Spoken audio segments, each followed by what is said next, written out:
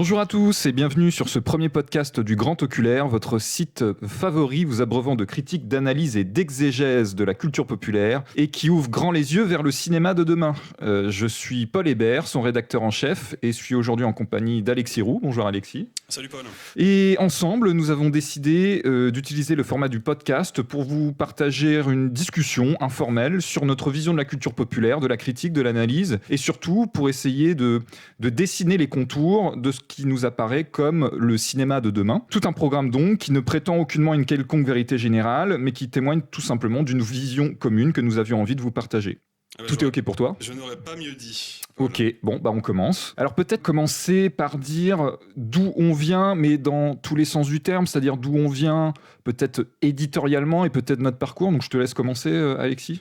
Bah écoute, moi, si tu veux, j'ai un parcours assez classique. Je suis un produit d'une école de cinéma, mais je suis tombé dans la critique un peu par hasard, notamment par l'intermédiaire de certains grands noms que j'ai découverts pendant et après mes études. Je pense évidemment à Jean-Baptiste Toret, par exemple, qui a été, je pense, la plus grande référence critique pour moi, qui l'est encore aujourd'hui. Mais il y a tout simplement une passion du cinéma qui s'est matérialisée dans l'exercice critique en ce qui me concerne de manière assez inattendue et naturelle, quoi. J'ai trouvé une place pas mal là-dedans. Qu'est-ce qui distingue selon toi Jean-Baptiste Toret de, je sais pas, par exemple, du reste de la critique telle qu'elle s'organise actuellement sur le web, dans la presse écrite? Je pense en ce qui me concerne que ce qui a été un peu une révélation, c'est où grâce à Toret, je suis sorti un peu de cette logique de la vie en fait. C'est-à-dire que pour moi, une critique est intéressante, elle peut être intéressante quand elle développe un avis sur un film, mais je la trouve tout de suite beaucoup plus passionnante quand elle va au-delà de ça. Moi, je me souviens avoir lu des textes de Toret qui parlaient évidemment de cinéma des années 70, etc., parce que c'est quand même son activité première, et de lire des textes où je termine la lecture en me disant je ne sais pas s'il a aimé le film, mais je sais qu'il y a vu des choses intéressantes. Et c'est ça que j'essaye, moi, de perpétrer dans mon travail, quoi. Même si je vois un film et que ça me plaît pas et que ça me touche pas, si je vois des choses intéressantes dedans, ça a du bénéfice d'écrire dessus, quoi. Oui, c'est ça, en fait, c'est une critique qui ne se réduit pas au ressenti. Exactement. Mais qui gonfle son jugement et sa vision de son ressenti pour le mettre au service de quelque chose et qui te permet finalement, enfin moi c'est comme ça que je ressens les critiques de Toret, qui arrive à concrétiser par les mots ce que tu as ressenti auparavant et que tu pouvais pas forcément verbaliser, quoi. Oui, c'est ça, exactement. Et du coup, je pense que c'est le dénominateur commun c'est un dénominateur commun à mes références à moi. Donc voilà, j'ai mes petites notes. Il y avait Jean-Baptiste Toret dedans. Moi, le courant critique, on va dire, qui me passionne. De fait, aujourd'hui, par exemple, je n'achète que des revues qui datent du XXe siècle. C'est tout ce courant qui s'est attaché à légitimer les objets populaires ou les genres populaires comme un objet aussi légitime, voire un objet sacré. Donc je reviendrai sur ce terme-là. Mais en gros, si on fait des sauts de puce, ce sont des magazines comme Midi Minuit Fantastique, puis plus tard Métal Hurlant, que c'est quand même grâce à Métal Hurlant, dans le prolongement de Pilote, qu'aujourd'hui la bande dessinée est considérée comme un art, alors qu'avant c'était, tu lis un magazine de Pilote dans le métro, t'es vraiment vu comme un attardé mental, quoi. Et puis dans le prolongement de ça, plus précisément dans le champ du cinéma, c'est Starfix, quoi. C'est-à-dire que je pense d'ailleurs que la critique aujourd'hui n'est jamais revenue de Starfix, ou en tout cas, chaque fois qu'elle s'inscrit dans un certain giron, prend toujours Starfix comme référence. Je pense par exemple à la génération Mad Movies du début des années 2000. Rafik Djoumi n'a cessé tout au long de sa carrière de rappeler que lui, quand il a grandi, il n'a pas lu ni Positif ni Les Cahiers, mais il a lu Starfix, quoi. Et en fait, donc je parlais de dénominateur commun tout à l'heure. En fait, le truc, c'est... Comment dire ? C'est la réhabilitation d'objets culturels que les institutions dominantes ne daignaient même pas analyser auparavant, ou quand elles en parlaient, c'était sur le ton du mépris, quoi. Et donc du coup, ça me permet de revenir à l'idée de sacré, c'est-à-dire que pour moi, la culture populaire, c'est un truc, c'est un élément qui est très important. En fait, c'est un moyen de comprendre par des forces détournées, par des moyens détournés, les forces qui nous animent. C'est-à-dire qu'au sortir d'un film comme Star Wars, d'un film comme Indiana Jones, alors bon, là, ça fait tout de suite geek cliché, mais au sortir d'un film de George Miller, disons qu'on se sent plus grand que soi-même pour reprendre une expression de Michel Lebris. Et du coup, parce que je pense que c'est lié à leur caractère populaire. C'est-à-dire que ce sont des œuvres qui viennent du bas, qui viennent d'une tradition. Philippe Cadic, par exemple, qui était un auteur de science-fiction, donc de romans populaires, il disait « On n'arrive jamais aussi bien à comprendre des choses sur soi et sur le monde qu'en tournant son télescope non pas vers les étoiles, donc vers le haut, mais vers les détritus du caniveau. » Oui, bien sûr, vers les marqueurs de notre existence, quoi, tout simplement. Et moi, je pense à la citation que j'ai découvert par ton intermédiaire, d'ailleurs, la citation de Paco Thielman, enfin plutôt le concept de Thielman d'un cinéma produit par l'intellect pour entrer en résonance avec l'affect. Non, ça c'est Tarnowski, c'est Jean-François Tarnowski.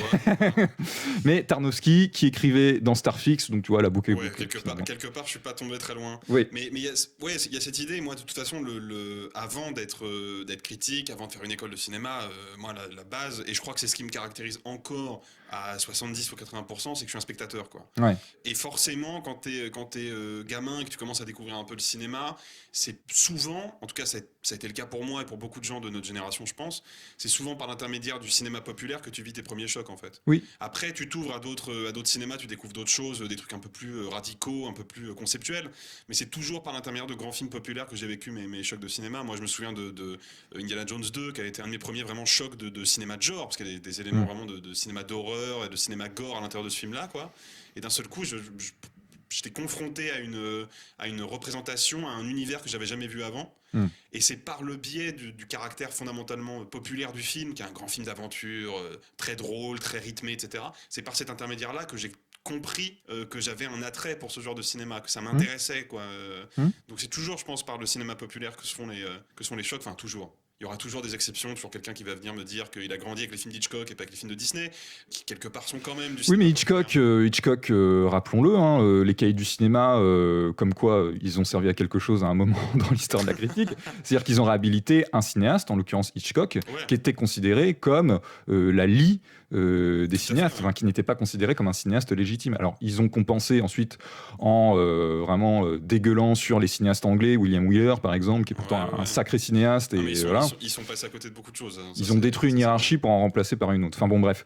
Mais ce qui est intéressant, c'est aussi de définir pourquoi en fait ces objets-là nous parlent plus que d'autres. C'est parce que, et donc là, tu t'évoquais pas comme Thielman tout à l'heure, Thielman propose une idée que je trouve très juste, en tout cas qui est très intuitive, c'est que les objets populaires, et notamment le cinéma populaire, pourquoi il est populaire et pas institutionnel ? Parce qu'il porte en lui un discours, dans son fond et dans sa forme, qui est fondamentalement émancipateur. Oui, c'est ça, bien sûr. Et donc du coup, là, on peut faire un distinguo vraiment entre la culture populaire qui est mouvante, changeante, carnavalesque au sens où elle renverse sans dessus-dessous les hiérarchies, et la culture institutionnelle, donc qui émane du haut et qui est quant à elle figée, conservatrice, dans son fond comme dans sa forme, et surtout qui est assez maligne au sens où elle a son cheval de Troie. C'est ce qu'on pourrait appeler la culture de masse. Culture de masse, tout à fait, ouais. La culture de masse qui n'a que les apparats de la culture populaire, mais qui est fondamentalement figée et qui surtout ne porte aucun discours émancipateur. Oui, mais en fait, moi j'ai noté ça dans mes notes parce que ça m'est revenu quand on préparait le podcast. Mais je me souviens d'une polémique qui avait fait pas mal de bruit aux États-Unis dans les années 80, alors qui concerne pas le cinéma pour le coup, mais qui concerne la musique, autre grande culture populaire. Mais c'est l'utilisation de Born in the USA de Springsteen, qui est quand même un morceau politiquement très chargé et à gauche, quoi, anti-guerre, anti-impérialiste, et qui était utilisé par, je crois que c'est George Bush père dans ses meetings de campagne. Ah oui. Il y a vraiment ce truc-là parce qu'on parle d'une culture qui est donc la culture institutionnelle, qui est conservatrice, qui est vraiment allergique au changement, quoi, si on peut dire.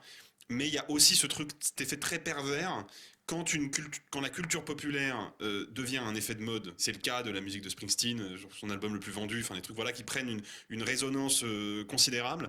La culture de masse a toujours ce truc d'aller récupérer quelque chose pour le retourner et le pervertir, quoi. Il y a littéralement pas plus pervers que de prendre un morceau anti-impérialiste pour accompagner le meeting d'un candidat conservateur, quoi. Donc il y a ce truc qui pour moi, on aura l'occasion d'en reparler, est très très prégnant dans le cinéma d'aujourd'hui, quoi. C'est vraiment d'aller récupérer des grands motifs populaires et de nous les servir dans une forme totalement dévitalisée, quoi. Oui, tout à fait. Puis ça peut concerner aussi, là petit aparté, mais ça peut concerner aussi le champ critique. C'est-à-dire qu'il y a certaines instances qui ont dénigré certains cinéastes, par exemple dans les années 80, on peut penser à Argento, à Cronenberg, à Carpenter, bon, qui était vraiment pas du tout en odeur de sainteté, et 10 ans plus tard, ces mêmes instances critiques que je ne citerai pas vont mettre l'un de leurs films dans leur top 10 de la décennie. Donc après, bon, là, c'est un réaccaparement positif, hein, tant mieux. Oui, parce qu'au fond, ça donne de la visibilité aux artistes, mais bon, ça reste toujours... ça a du mal à passer, quoi. Oui, et puis surtout que... ensuite... Toujours en ce qui concerne les sorties du présent, il n'y a pas de vision à long terme, quoi. Comparé aux instances de presse, je repense à Starfix, qui, eux, s'étaient inscrits dans leur éditorial, je crois leur premier éditorial, hein, c'est vraiment essayer de définir ce qu'est le cinéma d'aujourd'hui, et derrière ça, en fait, il y avait le cinéma de demain, et quand on regarde, si on fait l'état des choses, ils ont eu raison sur de nombreux points, quoi. Oui, et puis je pense que de toute façon, le cinéma d'aujourd'hui, pour moi, est forcément le cinéma de demain, quoi. Oui. C'est-à-dire qu'on ne peut pas penser un cinéma actuel sans être obligé d'anticiper à la fois les évolutions de la société que les films doivent retranscrire, et puis en même temps les évolutions technologiques. Ça aussi, on aura l'occasion d'en reparler plus tard dans le podcast.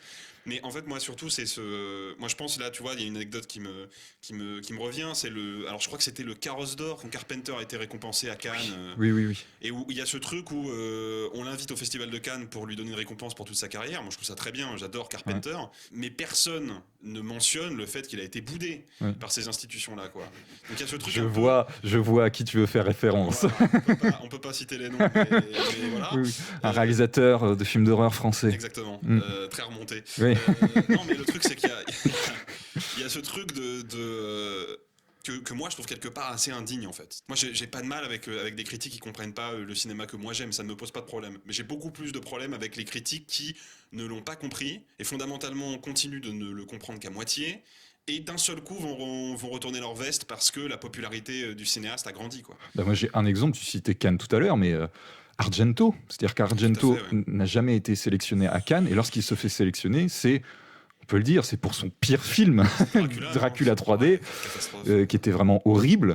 Et donc, on sent bien qu'en fait, après, il faut pas casser du sucre sur le dos des institutions, c'est pas ça qu'on veut faire, mais disons que à chaque fois que le message est passé, à chaque fois, on sent qu'une fois que les institutions font un pas en avant vers ces objets populaires qu'elles ont souvent dénigrés, finalement, c'est toujours trop tard, quoi. Le train est déjà passé. Oui, c'est ça.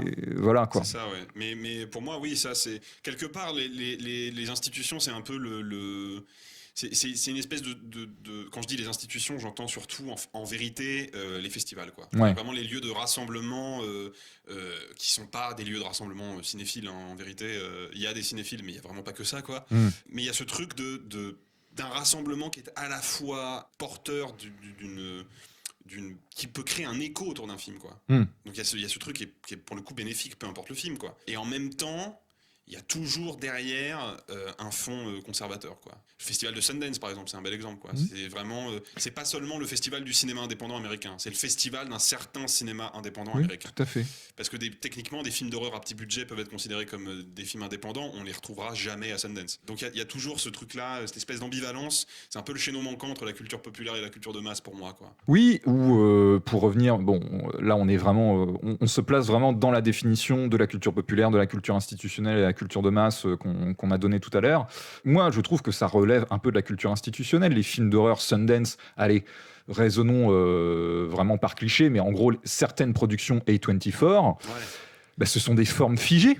C'est-à-dire que même les gens qui aimaient A24 il y a encore 4 ou 5 ans se rendent compte aujourd'hui que certaines petites productions, alors rachetées ou produites, mais ont tous la même tête, produisent à peu près tous le même type de discours, entre guillemets. Et du coup, on se rend compte que A24, qui incarnait une possibilité du cinéma d'horreur à un certain moment, du cinéma d'horreur américain, qui était quand même assez pauvre au début des années 2010. Ça, c'est sûr. On va dire les rares auteurs d'horreur qui restaient des années 2000, c'était qui ? C'était Rob Zombie, c'est Eli Roth. Bon, voilà. On est déjà en train de taper dans le fond du panier. Ouais, mais bon, enfin, tu vois, il y avait pas grand monde, quoi. Donc, vraiment, ils avaient proposé. Alors, moi, j'aime pas son cinéma, mais Robert Eggers, là, j'aime mieux Ari Aster. c'était des gens qui rinçaient les yeux de l'ordinaire, quoi. Mais aujourd'hui, en fait, ça a institutionnalisé un certain type d'esthétique très papier glacé, quoi. Ouais, parce que ce que le public et la critique appellent, moi, c'est un terme qui me révulse, l'elevated horror. Oui. Comme si l'horreur avait besoin d'être élevée, quoi. Ouais. Il y a ce truc-là aussi qui, moi, me dérange, c'est que techniquement, Carpenter, c'est pas de l'elevated horror, par exemple. Moi, je trouve que les films de Carpenter sont 1000 fois plus intéressants que n'importe quel film A24, quoi. Exception faite peut-être de Ari Aster. Et tu parlais de Robert Eggers, moi j'aime bien The Witch par exemple, mais bon, c'est pas extraordinaire, mais voilà, ça reste des propositions intéressantes. Mais il y a ce truc de comme si le cinéma de genre était un peu dans le caniveau, quoi. Et puis alors il faut on l'élève.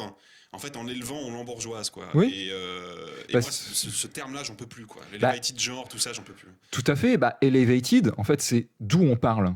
Donc ça veut dire qu'en gros, on considère que le cinéma d'horreur, qui est un genre fondamentalement populaire, dans sa distribution, dans ce qu'il montre, c'est-à-dire que souvent, là, on tourne autour de l'horreur. Définissons ce qu'est le cinéma d'horreur. Souvent, on définit l'horreur par l'effet qu'il est censé susciter chez le spectateur. Un film d'horreur, ça fait peur. Je veux dire, moi, par exemple, Shining, ça m'angoisse, ça me fait pas forcément peur. Ça fait pas peur à proprement parler. Et bon, alors après, ça fait peut-être de moi un mauvais spectateur. Moi, je pense pas. C'est en fait un film d'horreur. Initialement, ça montre ce qui ailleurs n'avait pas de légitimité à être montré. Le cinéma d'horreur, c'est un des premiers cinémas où tu as un héros noir, où tu as des homosexuels, où tu as des héroïnes. Alors après, circonscrites à une certaine pensée patriarcale, ça on peut toujours faire la critique de la critique, mais c'est aussi un cinéma qui était projeté dans certaines salles de quartiers populaires. Donc c'était avec un certain moyen aussi dans les circuits indépendants.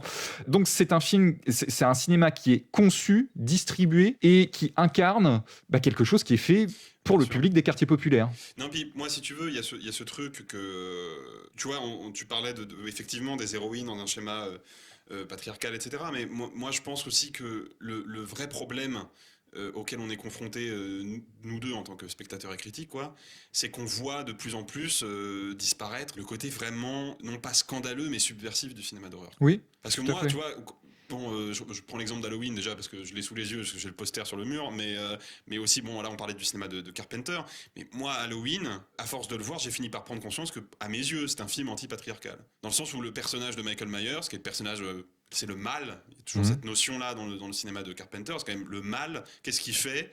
Il punit des jeunes femmes dont le seul crime et d'avoir essayé de poursuivre l'idéal de la révolution sexuelle qui malheureusement s'est arrêtée quelques années plus tôt. On est aux portes de l'Amérique de Reagan quand même, quand sort le film en 78, Reagan est élu 2 ans plus tard. Donc l'Amérique est sur la voie du conservatisme. Et aujourd'hui, ce genre de métaphore, ce genre de critique sociale disparaît du cinéma d'horreur, quoi. Je pense à It Comes at Night, par exemple, qui est un film assez efficace, formellement très propre, quoi. Il y a du savoir-faire. Qu'est-ce qu'il raconte, ce film-là ? Rien du tout.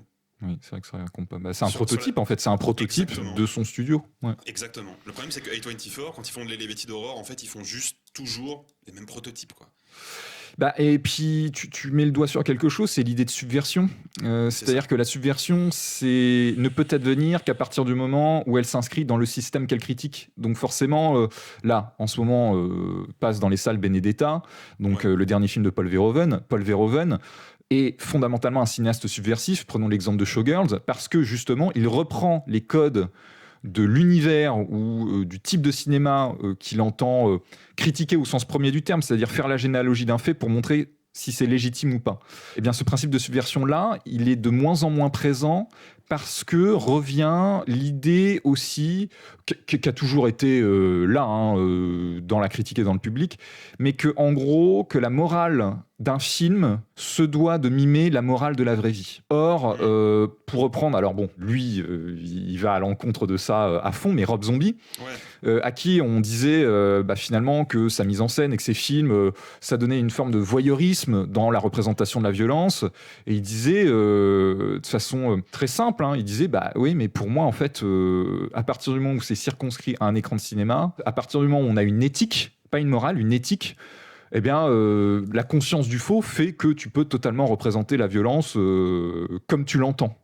Donc ça veut dire, par contre, circonscrite à certains critères, donc c'est pas la porte ouverte à n'importe quoi. Mais il y a vraiment ça, et du coup, le fait qu'on perde un peu ça, du coup, je trouve que le cinéma populaire ou le cinéma indépendant, alternatif, est de moins en moins subversif. Voilà. Oui, alors ça on est bien d'accord là-dessus. Et donc voilà, tout ceci pour dire que, bon là on a déjà digressé à fond, mais que toute cette vision-là du cinéma a nourri chez nous un amour pour un certain type de film qui est fondamentalement tourné vers le public, qui s'affranchit de toute hiérarchie culturelle, qui est aussi intelligent qu'intelligible, hein, c'est-à-dire que un film peut être intelligent et être cool, confère, je sais pas moi, la trilogie Matrix des Wachowski. Et puis, bon, là, ça me concerne peut-être plus particulièrement, mais aussi, moi, je crois vraiment au pouvoir du mythe et de l'imaginaire pour nous révéler quelque chose de nous-mêmes. C'est-à-dire que moi, plus ça va, plus le cinéma qui prétend mimer le réel, en fait, me semble beaucoup plus fallacieux que le cinéma qui assume son imaginaire et qui, surtout, me semble beaucoup moins porteur de sens humainement que ce cinéma dont je te parlais tout à l'heure. Ouais, mais en fait, moi, je pense que c'est peut-être un peu bête de dire ça comme ça, mais je pense qu'en fait, la vie, elle a plus de sens au cinéma que dans la vie, en fait. Disons en fait, oh là là. le cinéma, ouais, alors, ça devient deep ce podcast là. Oui. Non mais en fait le cinéma a ce pouvoir révélateur en fait. Oui, tout à fait.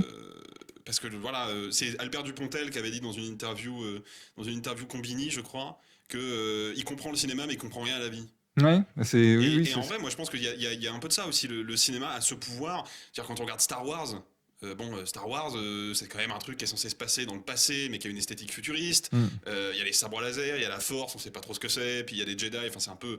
Si t'es pas habitué à ce genre de truc, c'est le cas de mes parents par exemple, c'est pas évident Star Wars, tu vois. N'empêche, le fait que ça a été un phénomène culturel comme ça, c'est parce que malgré tout ce que le film mobilise formellement, stylistiquement et tout l'univers qu'il construit, au fond, ce qu'il raconte, c'est universel, quoi. Et ça peut toucher n'importe quel spectateur. Donc c'est là où, pour moi, il y a un déficit, pour revenir au cinéma d'aujourd'hui, c'est là où pour moi il y a un déficit. C'est qu'aujourd'hui on voit des films qui mobilisent pareil des univers assez, j'ai pas envie de dire fantaisistes, mais des univers quand même un peu alternatifs. Genre, Avengers Endgame, ça mobilise quand même des trucs nouveaux, tu vois, mais qui ne révèlent rien. Qui sont même, c'est plutôt le contraire, qui sont opaques en fait. Quoi. Je sais pas vraiment ce qu'on essaie de me dire, j'ai surtout l'impression qu'on essaie de me vendre quelque chose. Et c'est pas la même optique. Je rebondis sur le terme de révélation. Là, je reprends les idées de Paco Mtielman, mais lui, il inscrit vraiment le cinéma et la culture populaire d'aujourd'hui dans le giron historique. Alors c'est une hypothèse, hein, il parle pas au présent de vérité générale, mais dans le giron historique des mouvements hérétiques du début de notre ère. C'est-à-dire qu'en gros, les mouvements hérétiques, je sais pas, par exemple, Thielman se concentre beaucoup sur les gnostiques. Les gnostiques étaient porteurs d'une vision fondamentalement émancipatrice du christianisme et surtout reposaient sur l'idée que le divin, donc au sens le plus symbolique du terme, c'est-à-dire le divin, c'est la force émancipatrice qui nous rend plus grands que nous-mêmes, finalement, on la possède en nous et on a juste besoin qu'elle soit réveillée. Et que, en gros, ça serait les histoires qu'on se raconterait depuis la nuit des temps qui nous permettraient de nous souvenir inconsciemment de cette force émancipatrice-là. Donc il y a quasiment un mouvement ésotérique là-dedans. C'est alors non pas une forme de religion, parce que la religion est institution, donc hiérarchisante, mais il y a une expérience ésotérique dans les objets populaires qui me semble fondamentale. Ouais, puis, et qui permet de faire le tri, surtout. C'est ça. Mais il y a un terme, moi, qui m'intéresse beaucoup, c'est le terme de film culte, en fait. Tu vois. Ouais. Ah oui. Le mot culte, il est pas là par hasard, quoi. Donc oui, effectivement, le cinéma, c'est pas une religion au sens où il y a pas un clergé du cinéma, quoi. Quoique. Oui. Ça resterait à démontrer, mais il y a cette idée, par contre, d'un culte, quoi. On a quand même, le cinéma est un art qui possède son propre temple, la salle, qui possède donc son propre lieu de communion et qui a ses objets de culte, quoi. Donc je pense que le cinéma populaire a ses objets de culte. C'est plus compliqué peut-être pour d'autres formes de cinéma, mais il y a ce truc, voilà, de quelque chose qui nous rassemble autour d'une idée commune, autour d'un affect commun, quoi. Tout à fait, mais c'est qui, comment il s'appelle c'est Mark Frost et aussi Kenneth Anger dans Hollywood Babylon qui émettait l'hypothèse que les grandes salles de Los Angeles, avec leur architecture calquée sur les temples égyptiens ou les temples grecs, étaient une forme d'actualisation de de la fonction rituelle de la culture populaire, quoi. C'est-à-dire un lieu de rassemblement, voilà, où un lieu de transcendance commun, en fait. C'est ça l'idée, en fait. C'est ça. Ouais. Alors, aussi, là, on arrive à la deuxième partie du podcast. Alors, on a vraiment digressé, mais là, c'était juste pour définir, en fait, notre vision du cinéma populaire. Maintenant, peut-être essayer de constituer une trame, voilà, notre trame, du cinéma populaire tel qu'il est aujourd'hui, en fait, comment on en est arrivé là. Et c'est pas sur le ton de Jean-Baptiste Auré comme on en est. Comment ça a merdé. Voilà, ouais, voilà, c'est juste, on essaye de faire un constat du présent. Et en fait, j'avais envie de partir. J'ai failli faire tomber mes notes. J'avais envie de partir en fait de l'émission pendant les travaux Le cinéma de reste ouvert de Jean-Baptiste Auré, qui était une excellente émission et qui est. Paix à son âme. Hein. Oui, voilà. Une émission de cinéma sur le service public, ça pouvait pas durer. Oui, et puis surtout qui est rapide, qui est progressivement, supprimé. Alors ça on peut en parler. France Inter, shame on you quand même, parce que moi j'avais l'application, je l'ai toujours d'ailleurs, hein, l'application France Inter sur mon téléphone, avec tous les podcasts archivés, notamment les émissions de Jean-Baptiste Auré, qui sont progressivement retirés. Ouais. Alors bon, on va pas alors que c'est vraiment une mine d'or.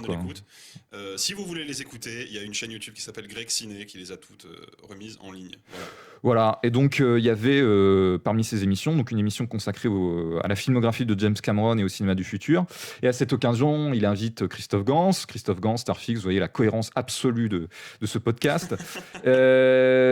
Donc il est invité à s'exprimer sur le sujet parce que c'est une bête de cinéphile, c'est peut-être un des mecs les plus érudits en France. Et puis fort de ses expérimentations numériques sur La Belle et la Bête. Et en fait, au détour d'un développement sur Titanic, il émet l'hypothèse que ce film-là de James Cameron acterait la fin du cinéma populaire tel qu'il se définissait au XXe siècle. C'est-à-dire qu'en gros, au XXe siècle, il émet l'idée que le cinéma populaire part à la conquête des grands paysages et des grandes histoires du monde entier pour le ramener à l'écran. Tandis qu'au XXIe siècle, fort de la révolution numérique qui permet de figurer une fantaisie qu'on ne pouvait pas incarner au cinéma jusqu'alors, et du coup, c'est le mouvement inverse. C'est-à-dire qu'on retire les nouveaux paysages que nous explorons au cinéma sont ceux de notre propre monde intérieur. C'est-à-dire ceux qu'on peut figurer par le numérique. Et donc, je pense que ça peut introduire en fait l'idée de ce qu'est la modernité du cinéma populaire du XXIe siècle. Et puis aussi, peut-être, donc là, on parle de monde intérieur, mais aussi le rapport du spectateur à soi-même, quoi. C'est-à-dire que j'avais intitulé cette partie-là « Le retour à soi ». Il y a, pour moi, symboliquement, encore une fois, c'est une trame qu'on essaye de donner, mais pour moi, en fait, ce principe-là est introduit par Fight Club de David Fincher. Ouais. Donc vraiment on le cite, vraiment on est vraiment des Thielman zouz, on est vraiment désolé, mais je recite un article de Pacôme Thielman qui s'appelle Sympathy for the Teen Spirit, où il dit notamment ceci à propos de Fight Club. Il dit: avec Fight Club, David Fincher réalisa l'ultime chef-d'œuvre des 90s arts, une histoire de schizophrénie messianique, survivaliste et décroissante, burlesque et dérangeante. La recherche d'une seconde naissance dans la destruction du monde moderne, une fin de cycle où tous les solitaires se retrouveraient. Mais avec la chute des tours inscrites dans son dernier plan, il annonçait la décennie suivante qui se focaliserait sur le storytelling des néoconservateurs et sur la fable du choc des civilisations. Le 11 septembre 2001 et l'invasion de l'Irak mettraient en pièces le projet des années 90, son espoir d'une assomption du rêve des années 60. Ouais, c'est ça.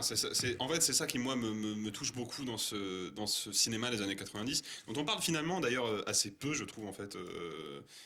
On parle souvent du cinéma des années 70, évidemment, le nouvel Hollywood. On parle du cinéma des années 80, le retour des blockbusters. Et puis les années 90, c'est un peu ce truc où il y a beaucoup de grands films, mais on ne parle pas vraiment de cette époque-là, quoi.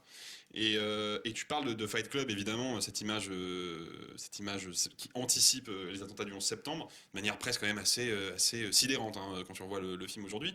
Mais il faut parler surtout de l'année 99. Quoi. Voilà. Dans quelle année il s'inscrit, quoi. L'année 99, c'est quand même une année incroyable.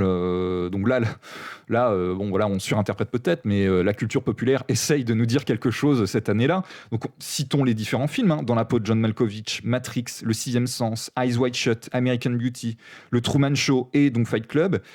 ce ne sont que des films qui nous invitent à nous questionner sur la béance entre ce qui apparaît et ce qui est. C'est-à-dire à lever le voile des apparences, en fait. Des films qui nous invitent à nous interroger sur ce qui se cache derrière la réalité banale de notre quotidien. Et donc, du coup, il y a là une mise à mal du storytelling de notre propre vie. Le film le plus exemplaire de ça, c'est Truman Show. C'est-à-dire que vraiment, il vit dans un récit. Et lorsqu'il voit l'envers du décor, il s'émancipe, sort du décor, tue symboliquement le père, etc.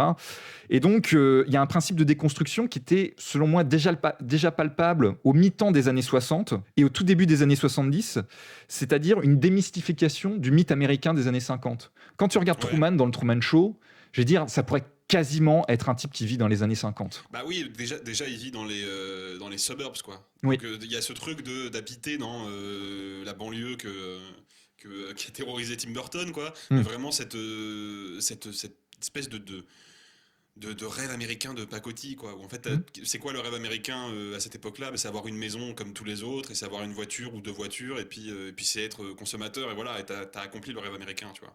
Et donc oui, Truman Show, là-dessus, oui, c'est sûr que le film est assez critique. Puis il y a cette idée, on parlait de la culture de masse qui pervertit les choses. Là, j'ai l'impression que Truman, il fait le chemin inverse, quoi. C'est-à-dire qu'au début, c'est un personnage de la culture de masse, quoi. C'est-à-dire que c'est un mec qui n'existe que pour une seule et unique raison, pour qu'une émission de télé-réalité puisse faire de l'audience, quoi. Oui, c'est ça. Et à la fin, il s'en émancipe, quoi. Et il devient un vrai phénomène populaire quand il sort du studio et que d'un seul coup, les gens vont pouvoir rencontrer Truman, quoi. Il y a cette idée sous-jacente à la fin du film, quoi. Que d'un seul coup, le personnage devient accessible. La culture de masse, fondamentalement, elle nous vend quelque chose qui est inaccessible. Elle nous vend un système capitaliste, bourgeois, qui en fait ne sera jamais la vie de son spectateur. Et là, pour le coup, Truman, il sort de ça, quoi. Et il va à la rencontre du public. Pour moi, c'est ça que je vois à la fin de The Truman Show, quoi. Tout à fait. Et donc, il y a un message fondamentalement émancipateur. Et du coup, c'est intéressant de voir ce que Fight Club, parce que Fight Club, c'est aussi ça. Ça questionne, ça nous invite à lever le voile des apparences. Ouais. Mais sa conclusion, elle, déchante complètement. Et surtout, dit quelque chose de l'avènement du numérique qui du coup a deux versants, un positif et un négatif. Donc là, si on se concentre sur le négatif, en gros, le storytelling des néoconservateurs, ils se fondent sur quoi? Sur des images avant tout. Thielman évoque le 11 septembre. Eh bien, c'est un pouvoir, enfin, c'est pas moi qui dis ça, c'est Baudrillard, c'est Jean Baudrillard qui dit ça, mais qu'en gros, le pouvoir des images du 11 septembre a un pouvoir semblable à celui d'un film catastrophe, à partir duquel, en fait, on peut manipuler une réalité qui ne prétend même plus avoir le réel comme référent. C'est-à-dire une image qui sidère et à partir de laquelle, en fait, on peut manipuler les foules et surtout fonder l'idée de collectif, enfin une collectivité sur... pas un projet, mais sur un récit conservateur commun, quoi. C'est ça. Et alors, j'ai plein de citations, je suis désolé, mais la citation de Baudrillard, elle est quand même hyper cool. C'était dans son fameux article « L'esprit du terrorisme » qui a été publié dans Le Monde le 3 novembre 2001. Donc très peu de temps après le 11 septembre. Il dit « Le réel s'ajoute à l'image comme une prime de terreur, comme un frisson en plus. Non seulement c'est terrifiant, mais en plus c'est réel. Plutôt que la violence du réel soit là d'abord et que s'y ajoute le frisson de l'image est là d'abord et il s'y ajoute le frisson du réel. » Et donc du coup, moi, ce que je retiens de ça, c'est aussi une forme d'accoutumance à la virtualité dans tous les sens du terme. C'est-à-dire tantôt aliénante, tantôt traversée par quelques sursauts émancipateurs, mais en fait, une accoutumance au voile que constitue l'image entre nous et le réel. Pour moi, il y a un film sur cette question-là qui est absolument révélateur, d'autant plus révélateur qu'il anticipe ce que Baudrillard explique, puisqu'il sort pas en 2001, il sort en 99, c'est Matrix. Oui. Et dans Matrix, il y a quand même ce personnage qui, je crois, s'appelle Cypher, qui est joué par Joe Pantoliano, oui. Qui est vraiment ça, c'est-à-dire que le mec a conscience qu'il vit dans un monde virtuel, il a conscience qu'il vit dans un simulacre où rien n'a d'existence concrète. Et pourtant, il préfère le simulacre parce que c'est plus confortable, parce qu'il s'y est habitué. D'où l'idée d'accoutumance que tu mentionnais. Et face à lui, il y a le personnage de Neo qui incarne un autre courant qui est celui justement de l'émancipation face au simulacre, quoi. Le 1, en fait, nous à la fois repose sur l'idée d'intuition. c'est-à-dire l'intuition que quelque chose ne va pas et qu'on peut sortir du système. Le 2 est basé sur la raison. C'est-à-dire que ce que dit le mérovingien à la fin du 2, c'est que finalement, Néo est le produit du système, c'est-à-dire que toute critique du système émane du système lui-même, que le système crée lui-même ses propres conditions de contestation pour aboutir à une meilleure version de lui-même, quoi. Donc ça, c'est ce qui correspond aux différentes versions de la Matrice, et les différentes versions de Neo. Je voulais aussi revenir sur Fight Club aussi, le fait que le personnage principal, joué par Edward Norton, est un personnage de solitaire. Et qu'il y a de nombreux personnages de solitaire dans l'année 99, et que les solitaires que j'associe à la culture geek, c'est-à-dire que c'était une communauté qui était isolée, etc. Et dans Fight Club, en fait, il y a l'idée d'une utopie des solitaires. C'est-à-dire que les solitaires pourraient, entre guillemets, prendre le pouvoir, ou en tout cas renverser le pouvoir, et se retrouver les uns les autres. Alors de façon complètement tarée, c'est-à-dire en se tapant dessus dans des sous-sols. Et puis surtout, on voit ce que ça donne à la fin. C'est-à-dire que c'est un échec. Et l'écho à ça, pour moi, l'héritier du solitaire de Fight Club, l'ersatz des années 2010 du solitaire de Fight Club, c'est Mark Zuckerberg dans The Social Network. C'est-à-dire que pour moi, avec The Social Network, David Fincher acte le fait que les solitaires ont désormais pris le pouvoir, mais ont été également pollués par le pouvoir. C'est-à-dire qu'ils ont pris acte que désormais nos rapports sociaux seraient ancrés dans la virtualité, et que du coup, ils consacreraient cette virtualité-là dans un système que sont devenus en fait les réseaux sociaux. Alors moi, je me permettrais quand même d'apporter une nuance à ce constat que tu fais, parce que pour moi, ce que me dit surtout le Social Network, c'est pas... Pour moi, Zuckerberg, il prend pas le pouvoir dans Social Network. C'est-à-dire qu'au début du film, c'est un mec, évidemment... Alors, c'est pas véritablement un geek au sens où c'est pas un émissaire de la culture geek. Non. C'est une espèce d'entrepreneur obsédé par l'informatique parce qu'il y a que ça qu'il comprend en fait. Oui. Mais c'est surtout une espèce de mec handicapé social, absolument insupportable, d'une méchanceté sidérante quoi. À la fin du film, quand il réfléchit 2 secondes, le mec il a créé Facebook. Pourquoi ? Il a créé Facebook parce qu'il voulait être populaire. C'est ce que dit Aaron Sorkin quand il parle du film. Aaron Sorkin, il dit l'objectif de Mark Zuckerberg, c'est pas du tout de créer Facebook ou un quelconque réseau social. Son objectif, c'est de rentrer dans les final clubs d'Harvard. C'est d'être populaire, en fait. Et il va créer Facebook pour compenser cette absence de popularité. Ok, je peux pas rentrer dans les final clubs, du coup, je vais créer mon final clubs, je vais en être le roi, et tout le monde va vouloir rentrer dedans. Sauf qu'à la fin, qu'est-ce que me dit The Social Network ? C'est que déjà, il a résolu aucun de ses problèmes. Il est toujours asocial, il est toujours méchant, il est toujours incompris et il comprend pas le monde non plus. Mais qu'en plus de ça, ce système qui lui a fait du mal, maintenant il en est partie prenante. Oui, c'est Pour ça. moi, c'est l'aliénation suprême en fait. Oui. Et donc, je considère pas que Social Network nous dise que les geeks ont pris le pouvoir. Je pense que Social Network nous dit les geeks ont été digérés par le système. Mais au fond, personne ne contrôle le système. Le système tourne en rond de lui-même. Et si tu rentres dedans, c'est vrai. Pour moi, c'est ça la désillusion de Social Network. C'est que tu te dis à la fin, il a fait tout ça pourquoi ? Il a fait tout ça parce qu'il s'est fait larguer par sa meuf et qu'il n'a pas pu rentrer dans un Final Club. À la fin, il n'a pas de meuf et il n'est pas rentré dans un Final Club. Donc c'est un échec en fait. C'est vraiment l'histoire d'un échec. Ouais. Et donc du coup, ce qu'on pourrait dire, c'est que les potentiels représentants de la contre-culture sont devenus, malgré eux, on pourrait dire, les représentants de la culture institutionnelle. C'est ça qu'on pourrait dire ? En fait, si tu veux, je pense qu'il y a il y a 2 trajectoires, j'ai l'impression. C'est-à-dire qu'il y a ceux qui n'ont pas voulu faire de concessions, qui ont purement ou simplement disparu, en fait. C'est le cas d'un gars comme Carpenter, quoi. C'est-à-dire que Carpenter, qu'est-ce qu'il fait aujourd'hui ? Il mate des matchs de NBA en mangeant du fast-food, quoi. Il a abandonné le cinéma. Et puis il y en a d'autres. Moi, je n'arrive toujours pas à réaliser que Sam Raimi va réaliser Doctor Strange 2, tu vois. Moi, ça me sidère. C'est-à-dire que si tu prends son Spider-Man, moi j'ai appris beaucoup de choses sur l'adolescence avec son Spider-Man. Le simple fait qu'il aille dans le MCU, pour moi, c'est une aberration, quoi. Mais pourquoi il y va ? Il y va parce que sinon il réalise pas de film, en fait. Donc il y a ce truc où la culture institutionnelle, elle a créé un terreau hyper nocif, où soit tu gardes tu conserves ton identité d'artiste, tu conserves ce qui te caractérise, et dans ce cas-là, tu dégages. Soit, ok, tu continues à faire ce qui te plaît, mais tu le fais selon nos règles. Et c'est un peu ça, finalement, de Social Network. Moi, je suis sûr que Zuckerberg, dans les années 90, ça aurait été une figure contre-culturelle. Oui, le mec, il aurait fait un site de piratage, ou il aurait fait un truc comme ça, pour aller contre les institutions. Et qu'est-ce qu'il a fait, en fait, avec Facebook ? Il a créé le bras armé des institutions. Oui. Il a créé le réseau social où tout le monde se compare, où tout le monde veut être quelqu'un d'autre, où tout le monde veut rentrer dans des clous. Et c'est quoi ces clous? C'est la culture institutionnelle, c'est la culture de masse.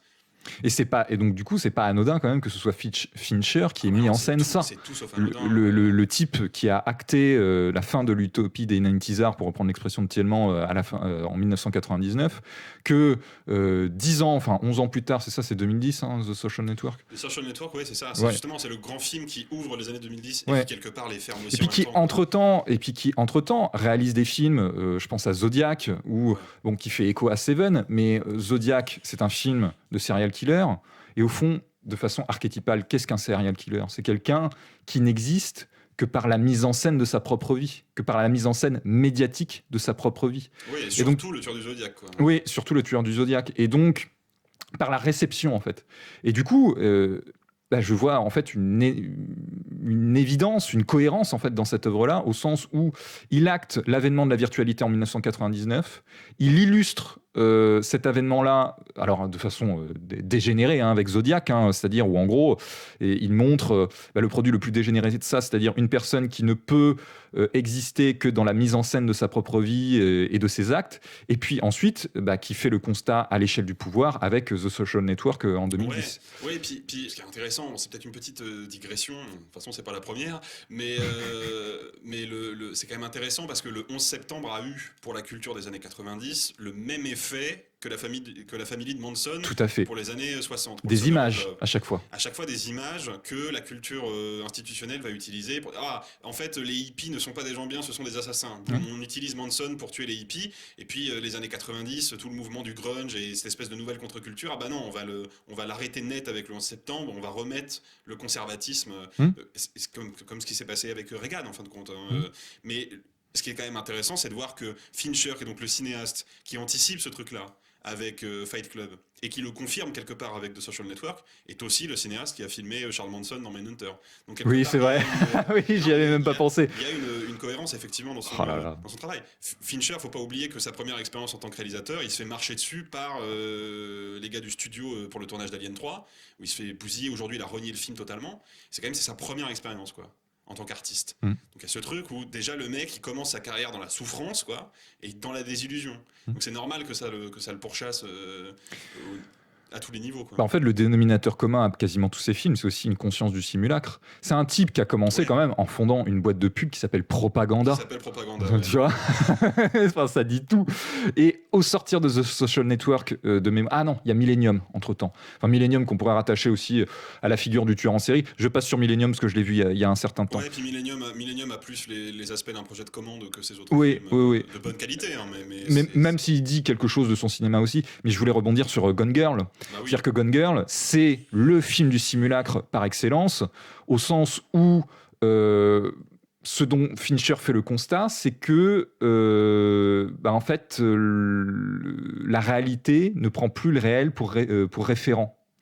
C'est-à-dire qu'en gros, encore une fois, dans le film, que ce soit le mari joué par Ben Affleck ou sa femme, en fait, au fur et à mesure, on se rend compte que celui ou celle qui va gagner la bataille médiatique, c'est celui qui raconte la meilleure histoire. Et qu'au fond, la réalité n'importe plus. C'est ça, c'est que le film parle vraiment à quel point le spectre médiatique est devenu vraiment un lieu de récit, en fait. Oui. Des récits qui se soucient pas de la réalité, en fait, qui se soucient simplement de l'audimat. Oui, tout à fait. Et du coup, il y a un mouvement global qui s'opère en fait au début des années 2000. Et tout à l'heure, tu parlais de réaccaparement de la culture populaire par la culture institutionnelle.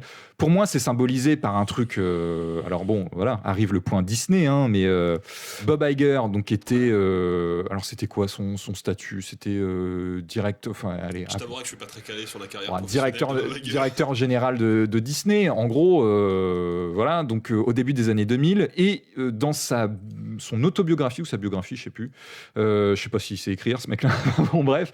Il sait pas produire déjà, donc. Ouais. En gros, il raconte que il était à Disney World devant une parade et il dit mince quand même, c'est quand même terrible. Il y a aucun personnage qui date du 21e siècle dans cette parade. Et le réflexe intellectuel qu'il a, c'est de dire au lieu de mettre le paquet sur la création, il s'est dit il faut que j'achète des univers. qu'il achète des univers comme chez un Destoker. Et donc, ça, pour moi, c'est l'événement séminal d'une logique de production où les studios achètent des univers entiers qu'ils exploitent et qu'ils rentabilisent en leur nom propre. Et ça accompagne la révolution virtuelle. Pourquoi ? Parce que la révolution du virtuel aussi, c'est l'affranchissement du support physique, de l'importance du support physique. Ouais. Et du coup, ce qui compte le plus, le pouvoir, il vient d'où ? Il vient du contenu. Et donc, il faut contrôler le contenu. Or, jusqu'à présent, enfin jusqu'au début des années 2000, qui contrôlait plus ou moins le contenu de leurs œuvres ? C'était essentiellement les cinéastes. Oui. Alors de façon très, très globale, mais en gros, les studios étaient, jusque dans les années 90, quasiment des simili-distributeurs. C'est-à-dire que tu ne touches pas au Seigneur des Anneaux sans demander l'avis à Peter Jackson, tu ne touches pas à Matrix sans demander l'avis aux Wachowski. Et aujourd'hui, c'est plus ça, parce que le contenu appartient aux studios, et du coup, les films ne sont plus des films de cinéastes, mais deviennent des films de studio. Et donc, il y a un processus d'uniformisation des films et surtout, comment on pourrait dire, d'aseptisation de la vision des cinéastes. Christophe Gans avait une expression que je trouvais très juste, en fait, où les cinéastes sont devenus des chewing-gums, c'est-à-dire que les studios les mâchent et les recrachent aussi secs, et puis ils en reprennent un autre, et finalement, ça a le même goût.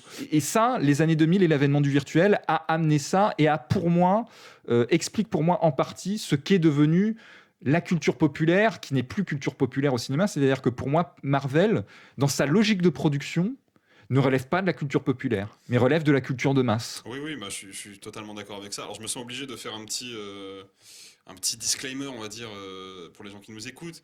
On parle beaucoup, évidemment, de critiques, on fait des citations depuis tout à l'heure, mais il faut bien comprendre que Paul, comme moi, ce constat qu'on est en train de dénoncer, on l'a d'abord vécu en tant que spectateur. Oui.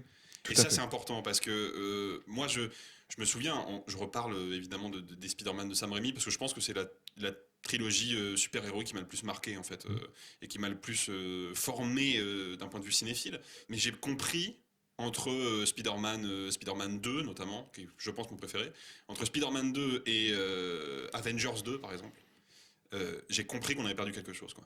Et que là, il y a un truc qui va pas, quoi. C'est le super-héros pour le super-héros. C'est la figure pour la figure, en fait. Pour le simple plaisir de la mobiliser, en fait. Et c'est effectivement, tu parlais de la parade de Bob Iger, mais c'est ça, c'est ce qu'il fait avec Marvel. Alors, ce qu'il a fait, parce qu'il est plus à la tête de Disney, maintenant c'est un autre Bob dont j'ai oublié le nom. Lourd de sens, ça, quand même. C'est un Bob qui en a remplacé un autre. C'est vraiment Monsieur Sylvestre dans Les Guignols. C'est un cauchemar. Et il y a vraiment ce truc de, ok, je vais faire une parade. Donc, je fais Avengers Endgame où je te mets 70 super-héros et tu t'en fous totalement parce qu'il n'y en a pas un seul qui a développé correctement, quoi. On te met ça et c'est vraiment c'est du cinéma Big Mac, quoi. C'est du cinéma fast-food. C'est-à-dire que, ok, tu vas le voir, ça te remplit le bide pendant 2 heures, t'es content, et puis au final, tu rentres chez toi et t'as déjà faim, quoi. Tout à fait. Et puis, tu vois, la logique de parade, finalement, la parade, c'est quoi ? Ce ne sont que des costumes. C'est-à-dire qu'il n'y a que l'apparat du super-héros, mais il n'y a pas l'essence du super-héros. Tu parlais tout à l'heure de Spider-Man 2, que j'ai revu récemment. Tout le début du film raconte quoi ? Comment c'est dur d'être super-héros quand t'es un prolo. C'est-à-dire que Peter Parker, la vie privée de Peter Parker est aussi importante, voire plus importante que sa vie de super-héros, tout simplement parce qu'elles sont inextricablement liées. Oui. Or, tu regardes... Alors après, ça dépend aussi de l'identité de tel ou tel super-héros, mais globalement, dans les super-héros Marvel, la vie privée des super-héros ne compte plus et ne nous intéresse plus. C'est-à-dire qu'ils ne sont que des costumes, en fait, que des figures. Et ça participe, j'extrapole un peu, le fait que les super-héros et que les marqueurs de la culture populaire soient réduits à leur simple apparence, finalement, ça revient, je reviens à Baudrillard, mais c'est la dévitalisation de nos icônes. C'est ça. Et je prends un exemple, là, pour le coup, hyper concret, Star Wars 7. Star Wars 7, comparons-le à Star Wars épisode 5. Star Wars épisode 5, donc c'est comment Luke Skywalker devient un Jedi. Eh bien, c'est au sortir d'une série d'épreuves symboliques, voilà, tuer le père, se faire confiance à soi-même, faire confiance à son intuition, etc. Enfin bref, il y a un cheminement, pas métaphysique, mais spirituel. Voilà, un cheminement spirituel qui l'amène à maîtriser la force. Dans Star Wars épisode 7, le personnage principal, donc c'est, comment elle s'appelle, Rey, c'est ça ? C'est ça. Rey. Ce cheminement spirituel-là, elle ne le fait pas du tout. Par contre, arrive sur son chemin une icône, c'est-à-dire le sabre laser de Luke Skywalker. Et concrètement, ce qui se passe dans le film, c'est que elle l'essaie et finalement ça marche. Ben pour moi, ça dit tout. C'est-à-dire qu'en gros, le sabre laser, dans la trilogie originelle, était le prolongement de l'expérience spirituelle du personnage. C'est-à-dire que si tu maîtrises ton sabre laser, c'est bien parce qu'en fait, tu es entré en coïncidence avec toi-même. Dans l'épisode 7, il n'y a plus ça. Elle se sert d'un sabre laser parce que c'est un sabre laser et parce que c'est cool. Il n'y a plus la fonction sacrée de l'icône cinématographique. Et je prends un deuxième exemple. Dans l'épisode 9, c'est le cas du personnage du pote de Han Solo. Comment il s'appelle déjà ? Celui qui rigole tout le temps. Ah, Lando Calrissian. Lando Calrissian, merci. Où il est réduit à quoi dans l'épisode 9 ? À 2 scènes où il est dans une espèce de la première scène, une espèce de mobil-home, là, tu sais, quand t'as la séquence. Bref. C'est quand même vraiment pathétique. Et ce qu'on retient, c'est quoi ? C'est Lando qui fait ha ha ha ha ha.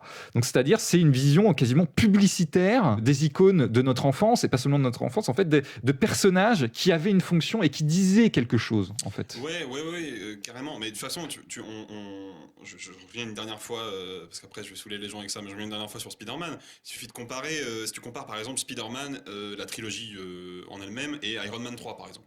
Ouais. Bon, Spider-Man, Sam Raimi passe son temps à lui faire retirer son masque. Ouais. Il y a toujours un moment où il se fait arracher le masque. Parce que l'idée, c'est qu'est-ce qu'il y a derrière, en fait. C'est ça qui l'intéresse. Alors que Iron Man, la fin d'Iron Man 3, t'as cette espèce d'overdose de costumes où il y a des armures partout et où Tony Stark ne les porte plus, en fait. C'est-à-dire qu'il les contrôle à distance. Il n'y a même pas besoin d'avoir de l'humain derrière l'armure, parce que ce qui intéresse, c'est l'armure, c'est le jouet, en fait. Voilà. C'est un cinéma qui te vend des jouets, qui te vend pas un personnage. Alors après, est-ce qu'il n'y a pas un discours de Shane Black derrière ? Enfin, moi, j'aime pas du tout le film, mais ses défenseurs surinterprètent cette scène-là. De Shane Black, mais j'ai honnêtement du mal à penser qu'un réalisateur comme Shane Black, qui est pas non plus un mec surpuissant à Hollywood, se soit pas fait un peu poutrer par Kevin Feige, qui est quand même actuellement le plus gros producteur. Donc c'est pas Spielberg, quoi. Il a pas cette aura-là, Shane Black, malheureusement. Et donc du coup, en fait, la sensation qu'on avait, ce mot-là, on se le partage souvent, c'est une idée de profanation, quoi. C'est-à-dire que la création est réduite à quoi ? Pas à la réhabilitation, mais à la reprise d'icônes auparavant sacrées et évidées de leur substance sacrée. Exactement. Voilà. Donc, et aussi, je voulais dire un mot sur le postmodernisme. Ça y est, on y arrive. Parce que, bon, alors c'est un peu une tarte à la crème, hein, le postmodernisme, mais d'ailleurs, toi, tu avais une expression où tu parlais de postmodernisme. Oui, parce que, en fait, pour moi, quand je pense postmoderne, bon, ça, après, c'est le reliquat de mes études de cinéma où tout était bien carré et propre. Mais pour moi, quand je pense postmodernisme, je pense à des artistes qui vont s'accaparer le travail d'autres artistes pour en transformer le discours. C'est-à-dire que je pense pas à une profanation, pour le coup, je pense plus à une espèce de travestissement. Mais par exemple, Brian De Palma, il a travesti le cinéma d'Hitchcock, il en a fait quelque chose de passionnant. Quentin Tarantino, bon, lui, c'est à peu près tout le cinéma des années 50 aux années 80, quoi, grosso modo.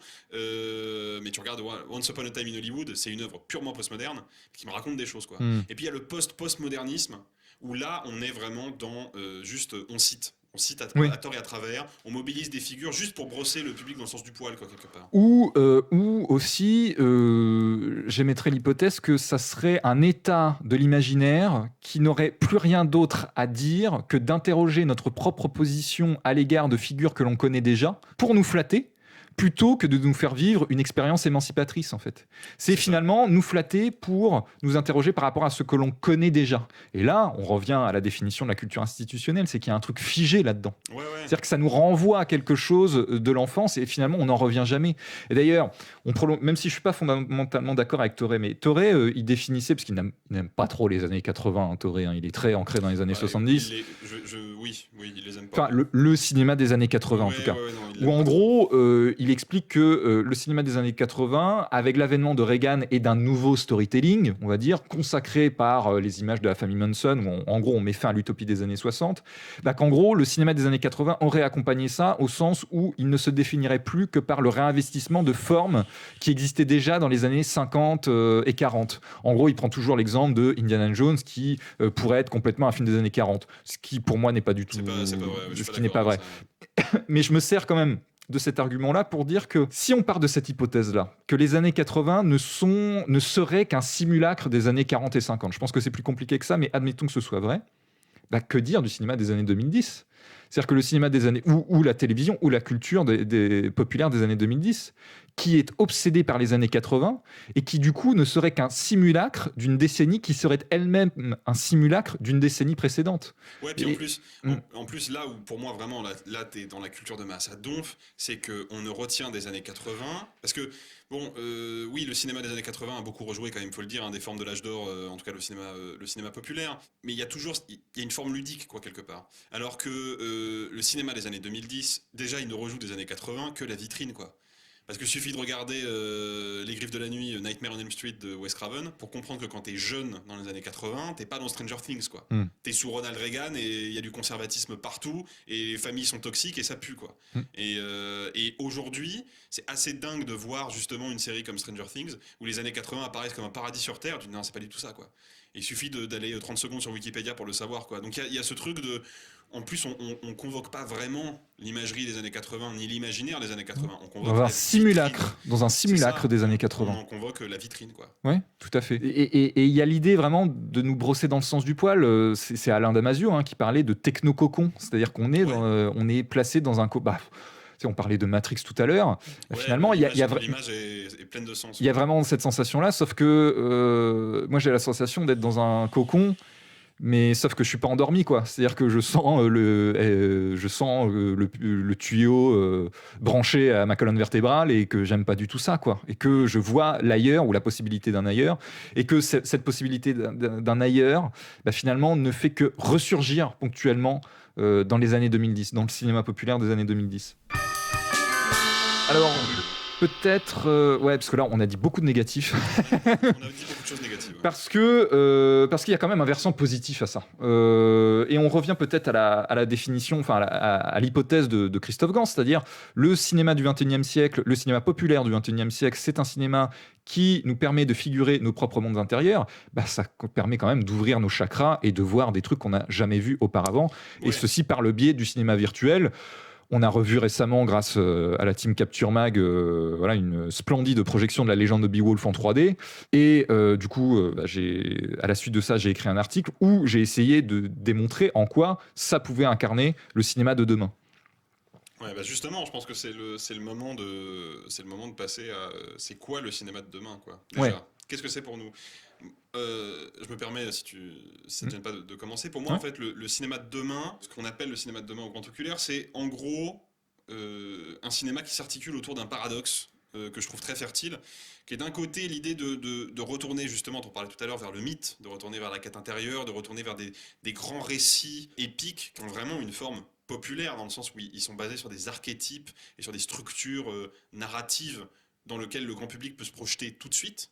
Et en même temps, en parallèle de ce retour en arrière, aller explorer les nouvelles technologies du cinéma pour créer des nouvelles représentations. Et c'est vrai que tu parlais de Beowulf. Beowulf, c'est l'exemple typique de ça, dans le sens où on a vraiment une histoire qui est peut-être le premier essai épique de l'humanité, quoi. En tout cas, le plus vieux qui nous reste, quoi. Et puis, on a, pour le figurer, l'utilisation de la performance capture, qui à l'époque est une technologie encore nouvelle, que très peu de gens ont exploré.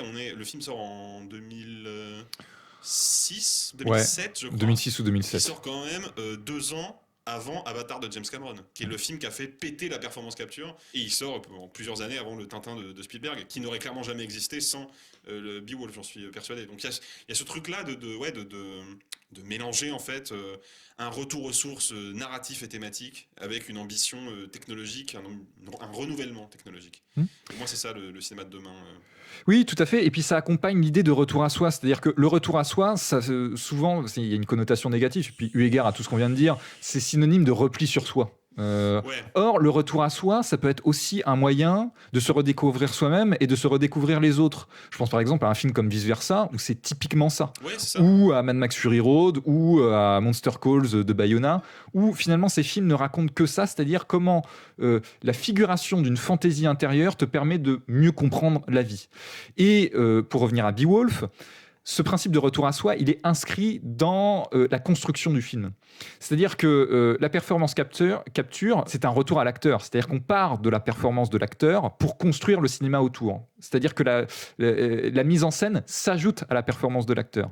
Donc il y a paradoxalement, dans une forme de cinéma ultra virtuel, où ce n'est que de la virtualité, eh bien finalement, on replace l'humain au centre du dispositif cinématographique. Et donc, paradoxalement, le virtuel permet d'une part de renouer avec les grands mythes de notre histoire qui nous révèlent quelque chose de nous-mêmes et qui sont pétris par l'imaginaire, par une fantaisie qu'on ne pouvait pas figurer jusqu'alors, et d'autre part, eh bien, de redéfinir le cinéma en tant qu'un art éminemment populaire qui, encore une fois, oui, replace l'humain au centre de son dispositif, quoi. Ouais, puis ce qui est fascinant dans Beowulf en plus, c'est. Alors, ça, bon, je sais pas s'il y a beaucoup de gens qui l'ont vu en 3D, malheureusement. Il faut le voir en 3D, hein, si vous avez l'occasion, c'est magnifique. Mais ce qui est assez fou dans Beowulf, c'est que, en fait, tu reconnais les acteurs. Oui. Mais tu vois bien que c'est quand même pas vraiment eux. Oui. Il y a ce truc où le film, assez naturellement, te force à faire beaucoup plus attention au jeu des acteurs, précisément parce qu'il y a ce filtre numérique par-dessus qui est par moments un petit peu dérangeant, parce que forcément le film a pris un petit coup de vieux sur certaines... Et puis assume son artificialité aussi. Il l'assume, bien sûr, il l'assume totalement, et il y a moi je me souviens la première fois que je l'ai vu en salle en 3D, j'ai vraiment eu ce truc de putain, mais je reconnais l'acteur et en même temps c'est pas vraiment lui, et il y a ce truc où je suis fasciné par la moindre mimique, par la moindre... Et en fait, du coup, toutes les intentions de jeu des acteurs me sont beaucoup plus limpides et sont beaucoup plus lisibles parce que le filtre numérique par-dessus m'accroche le regard. Paradoxalement, nous rend plus attentifs, en fait. C'est ça. Pour moi, il se passe exactement la même chose dans Tintin, en fait. Où Spielberg va figurer des trucs mais totalement hallucinants, le bateau qui surgit en haut d'une dune et d'un seul coup le désert devient la mer, quoi. Et il y a ce truc où dans un film en live action, c'est juste pas possible, parce que tu fais ça forcément en numérique au sein d'un film dont le reste des images sont en prise de vue réelle, et d'un seul coup ça fonctionne pas. Et là, comme tout le film est en numérique et que dès le début t'acceptes ce truc là, t'acceptes cette texture particulière des corps et des formes et des motifs, etc. À partir du moment où t'acceptes ça, ton imaginaire est décuplé, en fait. Et ta capacité à accepter des représentations totalement tarées, le fameux plan séquence là, de 17 minutes dans une ville en course-poursuite et tout ça, c'est possible parce qu'il n'y a pas de décalage formel entre des moments en prise de vue réelle et des moments en numérique. Tout est numérique et du coup, tout est acceptable, en fait. Oui, c'est ça. C'est-à-dire qu'en fait, paradoxalement, on a un rapport beaucoup plus authentique à la réalité à partir du moment où le film assume entièrement son artificialité. C'est qu'en fait, on ne raconte jamais aussi bien une histoire qu'en assumant les... Oh là là, alors là, le terme universitaire, désolé, mais en assumant ses propres conditions d'énonciation. Benedetta, c'est la même chose. Oui, tu vois, c'est un film qui se donne dans toute son artificialité et qui nous permet à la fois d'avoir une distance et du coup de prendre le film pour ce qu'il est, quoi. Et j'avais 2 remarques aussi, performance capture, mais aussi 3D. C'est-à-dire que la 3D a une fonction aussi. Alors, on retient les effets spectaculaires, donc des objets qui viennent vers nous, mais ça crée aussi un rapport de proximité avec les personnages. C'est-à-dire que ça nous permet d'être immergé dans l'histoire, mais du coup, d'avoir un rapport beaucoup plus intime aux personnages et à l'histoire qu'on nous raconte. Ouais, et puis ça faut le préciser aussi, la 3D est vraiment utilisée comme un outil narratif, à une époque où pour le grand public elle se résume quand même à Spy Kids, quoi. Donc c'est pas... D'ailleurs, le film a été, je crois, très massivement distribué en 2D, parce que la 3D, les gens n'y croyaient pas, quoi. Mais en plus, ça rejoint ce qu'on disait sur le retour aux aux vieilles mécaniques aussi du cinéma. Le Crime était presque parfait d'Hitchcock est un film qui est tourné en 3D. Moi, j'ai eu l'occasion de le voir en 3D, et la 3D sert complètement le film parce qu'elle fait sauter le dispositif théâtral. D'un seul coup, tu es dans un décor vraiment avec de la profondeur, et où la construction des plans et le rajout de la 3D par-dessus, le rajout du relief, crée une nouvelle dramaturgie. Et Beowulf, il y a ça. Beowulf en 2D, moi je l'ai jamais vu en 2D, je sais pas si je le verrai un jour, parce que je sais que c'est pas le même film. C'est pas possible que ce soit le même film. C'est ce que disait Rafik Djoumi d'ailleurs quand il a présenté le film, c'est qu'en 3D c'est un film différent.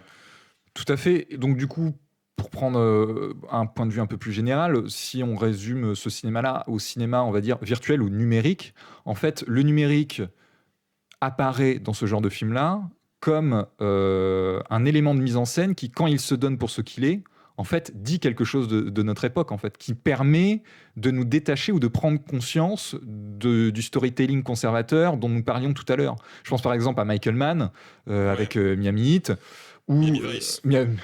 J'ai Moi, dit j'ai quoi? très envie Miami Heat. J'ai très envie de voir ce film. J'ai très envie de voir le mélange des deux. Non, Miami Vice, pardon. En plus, je suis un fan des Knicks. Miami Vice, donc où le numérique donc a une texture, où est visible en permanence, et surtout révèle quelque chose des personnages. Alors, tu as écrit un article dessus, donc je te lance, tu vois. Ouais, non, mais bien sûr. En fait, moi, ce qui me fascine dans Miami Vice de Michael Mann, et à vrai dire dans ce qu'on pourrait appeler presque la trilogie terminale de Mann, parce que bon, on va pas se mentir, je pense qu'il fera pas d'autres films.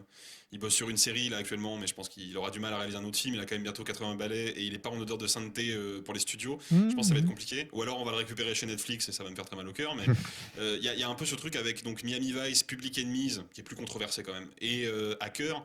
Il y a vraiment ce truc de ok, on utilise le cinéma numérique pour figurer un autre monde de cinéma, quoi. Oui. Et pour figurer d'autres émotions, quoi. C'est-à-dire qu'un regard filmé par la caméra numérique de Miami Vice, c'est pas du tout le même regard qu'un regard filmé dans Hit, quoi.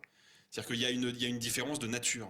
Parce qu'il y a plus de détails, parce qu'on voit le monde autour des personnages, on comprend ce qu'ils contemplent, on comprend ce qui les fascine. Parce que, ne serait-ce que la nuit, par exemple, ça c'est quand même super important, la nuit chez Michael Mann, qui a toujours été une espèce d'impossibilité figurative dans ses premiers films, notamment la séquence dans Hit où il tourne sur fond bleu parce qu'il faut exposer la ville d'une certaine manière et les personnages d'une autre, et à cause de la pellicule, il peut pas faire ça dans le même plan.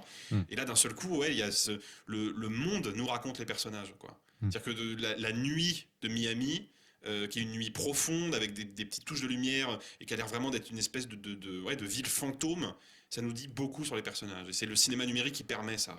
Oui, et puis ça exprime, je suis complètement d'accord, et ça exprime aussi le numérique une instantanéité.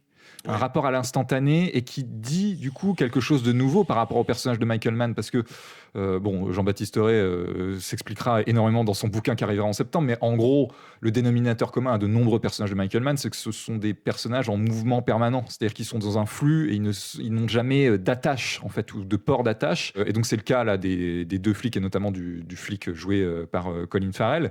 Et du coup l'instantanéité du numérique permet d'exprimer formellement ce trait de caractère-là des personnages, et qui dit aussi quelque chose du zeitgeist du 21e siècle, quoi. Tu vois, c'est-à-dire des personnages solitaires et qui sont dans un flux permanent, quoi. Alors peut-être préciser pour le public quand même le terme zeitgeist. Oui, c'est l'air du temps, pardon. Voilà, oui. En fait, donc on parle depuis tout à l'heure, on énonce des films, mais il y a une problématique quand même qu'il faut qu'on aborde, c'est que tous les films dont on parle sont quand même pas des films d'aujourd'hui. Non, enfin oui et non. Oui, pour nous, oui. Parce que oui, mais en fait, il faut se poser les bonnes questions à partir du bon constat. Pourquoi Miami Vice, qui est sorti en 2006, encore aujourd'hui, c'est le cinéma de demain? Ça, c'est une vraie question. J'ai pas forcément la réponse. Moi non plus, mais c'est une question qui mérite d'être. J'accompagne ta question aussi d'un truc que pour nous, le cinéma du 21e siècle, parce que le cinéma de demain, c'est un certain type de cinéma, et qui n'est pas forcément réduit au cinéma numérique, parce qu'on parle que du numérique comme une façon d'exprimer un air du temps, mais en soi on n'est pas hostile à la pellicule, aux 70 mm, etc., mais qui sont des formes du 20e siècle qui sont pourtant archi populaires dans les années 2010. C'est-à-dire que l'un des cinéastes les plus populaires des années 2010, c'est Christopher Nolan, qui est donc un chantre de la salle, donc ça c'est une question à part, mais qui est aussi un chantre de la pellicule et de format de pellicule qui date des années 50, c'est ça le 70 mm. Oui, et puis bon, c'est le format de 2001. Oui, 70, tout à fait. Et donc du coup, je m'interroge sur ce que ça révèle de notre époque, sur pourquoi l'un des cinéastes les plus populaires de notre époque est un cinéaste qui est justement attaché à des formes du XXe siècle, et pourquoi, à contrario, les formes qui sont apparues au XXIe siècle, alors il y a des contre-exemples, Avatar a été un succès populaire incroyable, mais pourquoi, par exemple, la critique ou le public a été ravi quand Zemeckis a, entre guillemets, abandonné le cinéma virtuel du Pôle Express, de Beowulf et de Scrooge? En fait, je m'interroge là-dessus. Est-ce que l'ère du temps est fondamentalement conservateur? Peut-être, oui. Puis, en plus, moi, si tu veux, moi j'ai un problème avec la pellicule chez Nolan. Surtout que ça sert à rien par rapport. Enfin, moi, je trouve que ça ne sert à rien par rapport à ce qu'il montre. Autant je trouve que la pellicule, elle a du sens chez Steven Spielberg, autant je trouve que chez Nolan, il y a un côté révisionniste qui me paraît toujours un petit peu stérile, quoi. Oui. C'est non, le cinéma, c'est dans la salle. Bon, ça, pourquoi pas, mais le cinéma, c'est de la pellicule, quoi. Le cinéma, c'est du grain, etc. Bon, tu vois ces films. il tourne avec des pellicules tellement sensibles, l'IMAX 70, genre de trucs, qu'il pourrait tourner en numérique 2K, que ça changerait pas grand chose au final. Enfin, surtout sur ces films récents, quoi. Moi, Tenet, c'est un film, je comprends pas pourquoi il est en pellicule. Oui, tout à fait. C'est un petit peu plus ambigu sur Interstellar, par exemple. Ouais, ou Le Prestige. Ou sur Le Prestige. Parce que là, en plus, Le Prestige, il y a un truc dans le film lui-même qui parle de ça, quoi, qui parle de l'illusion face à la magie pure, quoi. Oui, et une correspondance. Nolan, le numérique, c'est la magie, c'est presque un truc sorcier, étrange. Lui, il veut l'illusion, quoi. Donc c'est pour ça qu'il fait des trucs pratiques, etc. Bon, en vrai, il y a des effets spéciaux numériques partout parce qu'il faut toujours effacer 35 000 trucs quand tu fais des trucs, des effets pratiques. Et puis, moi, je comprends pas trop pourquoi il s'acharne à tourner en pellicule à chaque fois, quoi. Et donc, du coup, on n'a pas forcément la question. Donc, est-ce que ça veut dire que l'air du temps est fondamentalement conservateur, figé ? En tout cas, moi, c'est le ressenti que j'ai dans les années 2010. Et je fais un constat personnel, hein, mais dans le seul champ du cinéma populaire. Hein, je ne parle pas du cinéma indépendant ou du cinéma plus institutionnel, on va dire. Dans le seul champ du cinéma populaire, je vois très peu de cinéastes révélés dans les seules années 2010. Ah ouais. Tu vois, c'est-à-dire par exemple, au XXIe siècle, je peux t'en citer plusieurs. Il y a Edgar Wright, et encore, lui, je crois qu'il vient de la toute fin de sa série télé. Je me demande si elle date pas de la toute fin des années 90. Mais bref, Shaun of the Dead, 2004. Donc bon, allez. Juan Antonio Bayona, qui a une maîtrise. Avec l'orphelinat. Voilà, puis surtout Monster Calls, qui est vraiment un des plus grands films des années 2010.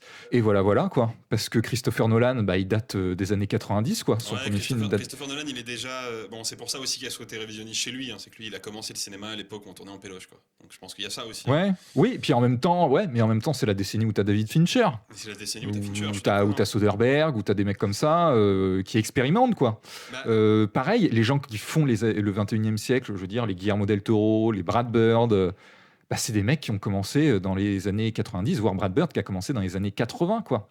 Et donc, paradoxalement, on arrive à un constat où les films qui nous semblent les plus révolutionnaires ou qui nous rappellent que, ah oui, le cinéma, ça peut être ça, c'est-à-dire l'idée d'un cinéma émancipateur dans son fond et dans sa forme, c'est des personnes qui ont grand minimum 55 ans, quoi. C'est ça le paradoxe qui me fait un peu mal, quoi. C'est de me dire qu'actuellement, qui incarne le mieux ce qu'on appelle le cinéma de demain, c'est les cinéastes d'hier, quoi. Ouais.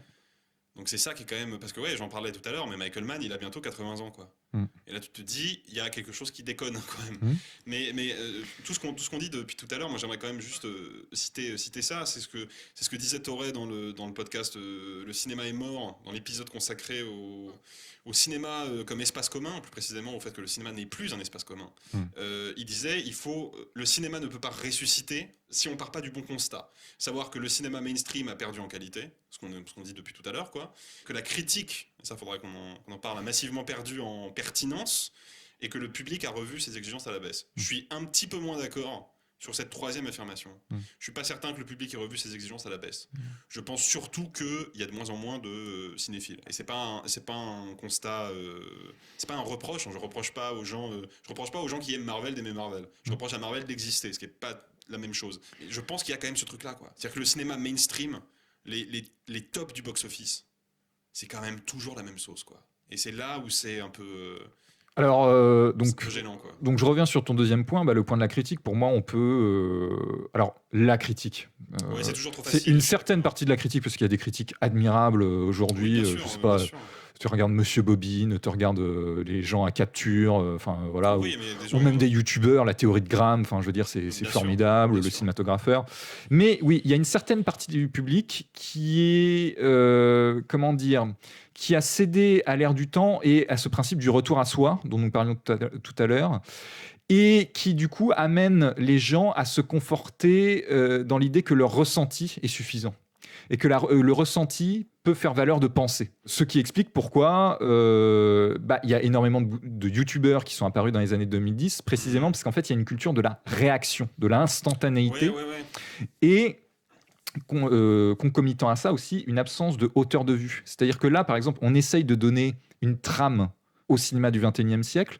Ce principe-là a été oublié ou n'est même plus considéré par la critique. C'est-à-dire qu'on analyse film par film, dans l'instant présent, sans créer de véritables mouvements. Oui, c'est ça. Bon, suffit pour moi le Festival de Cannes, par exemple, c'est quand même très révélateur de ça.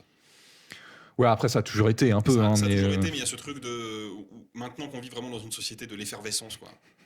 Ouais, je sais, We Live in a Society, fallait que ça sorte à un moment, quoi. Mais oui, je mais comprends. Tu vois, il y a ce truc-là on est quand même dans un régime de l'effervescence, dans un régime de l'actualité. D'ailleurs, c'est la raison pour laquelle sur le site, il y a quand même de moins en moins de critiques actuelles, et même les critiques qui parlent de films qui sortent aujourd'hui. Le Grand Oculaire, tu veux dire? Sur le Grand Oculaire, ouais. Et même, tu vois, par exemple, la critique de Benedetta n'est pas sortie le jour de la sortie du film, parce que il faut du temps avant d'écrire sur un film.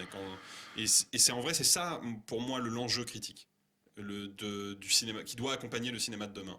C'est être capable de se dire, ok, un film, ça se voit, ça se digère, donc il faut prendre le temps, quoi. Et bien sûr que moi ça m'intéresse parfois d'avoir l'avis de quelqu'un que je connais, ou même l'avis d'un youtubeur sur un film. Ça peut être intéressant, c'est toujours un marqueur qui peut être intéressant, mais c'est pas une critique. Je considère pas ça comme une critique. Pour moi, la critique doit aller plus loin. L'analyse filmique, pour être plus précis, doit aller plus loin que ça. Oui, et puis surtout, est abandonné aussi l'idée du langage cinématographique, d'un vocabulaire aussi. Vocabulaire qui était à un moment maîtrisé, enfin qui crée un espace commun. Or, le fait d'abandonner le langage du cinéma, c'est-à-dire, encore une fois, revenons à la définition de Tarnowski. Jean-François Tarnowski, c'était un prof d'analyse filmique à l'ESRA, et qui était un des premiers à faire des articles en fait, d'analyse plan par plan, notamment dans Starfix, donc qui est vraiment attaché à ce qu'on pourrait appeler la grammaire du cinéma, c'est-à-dire l'enchaînement d'une image l'une par rapport à l'autre, et quel effet ça produit, pourquoi on choisit tel effet, telle échelle de plan et tout ça.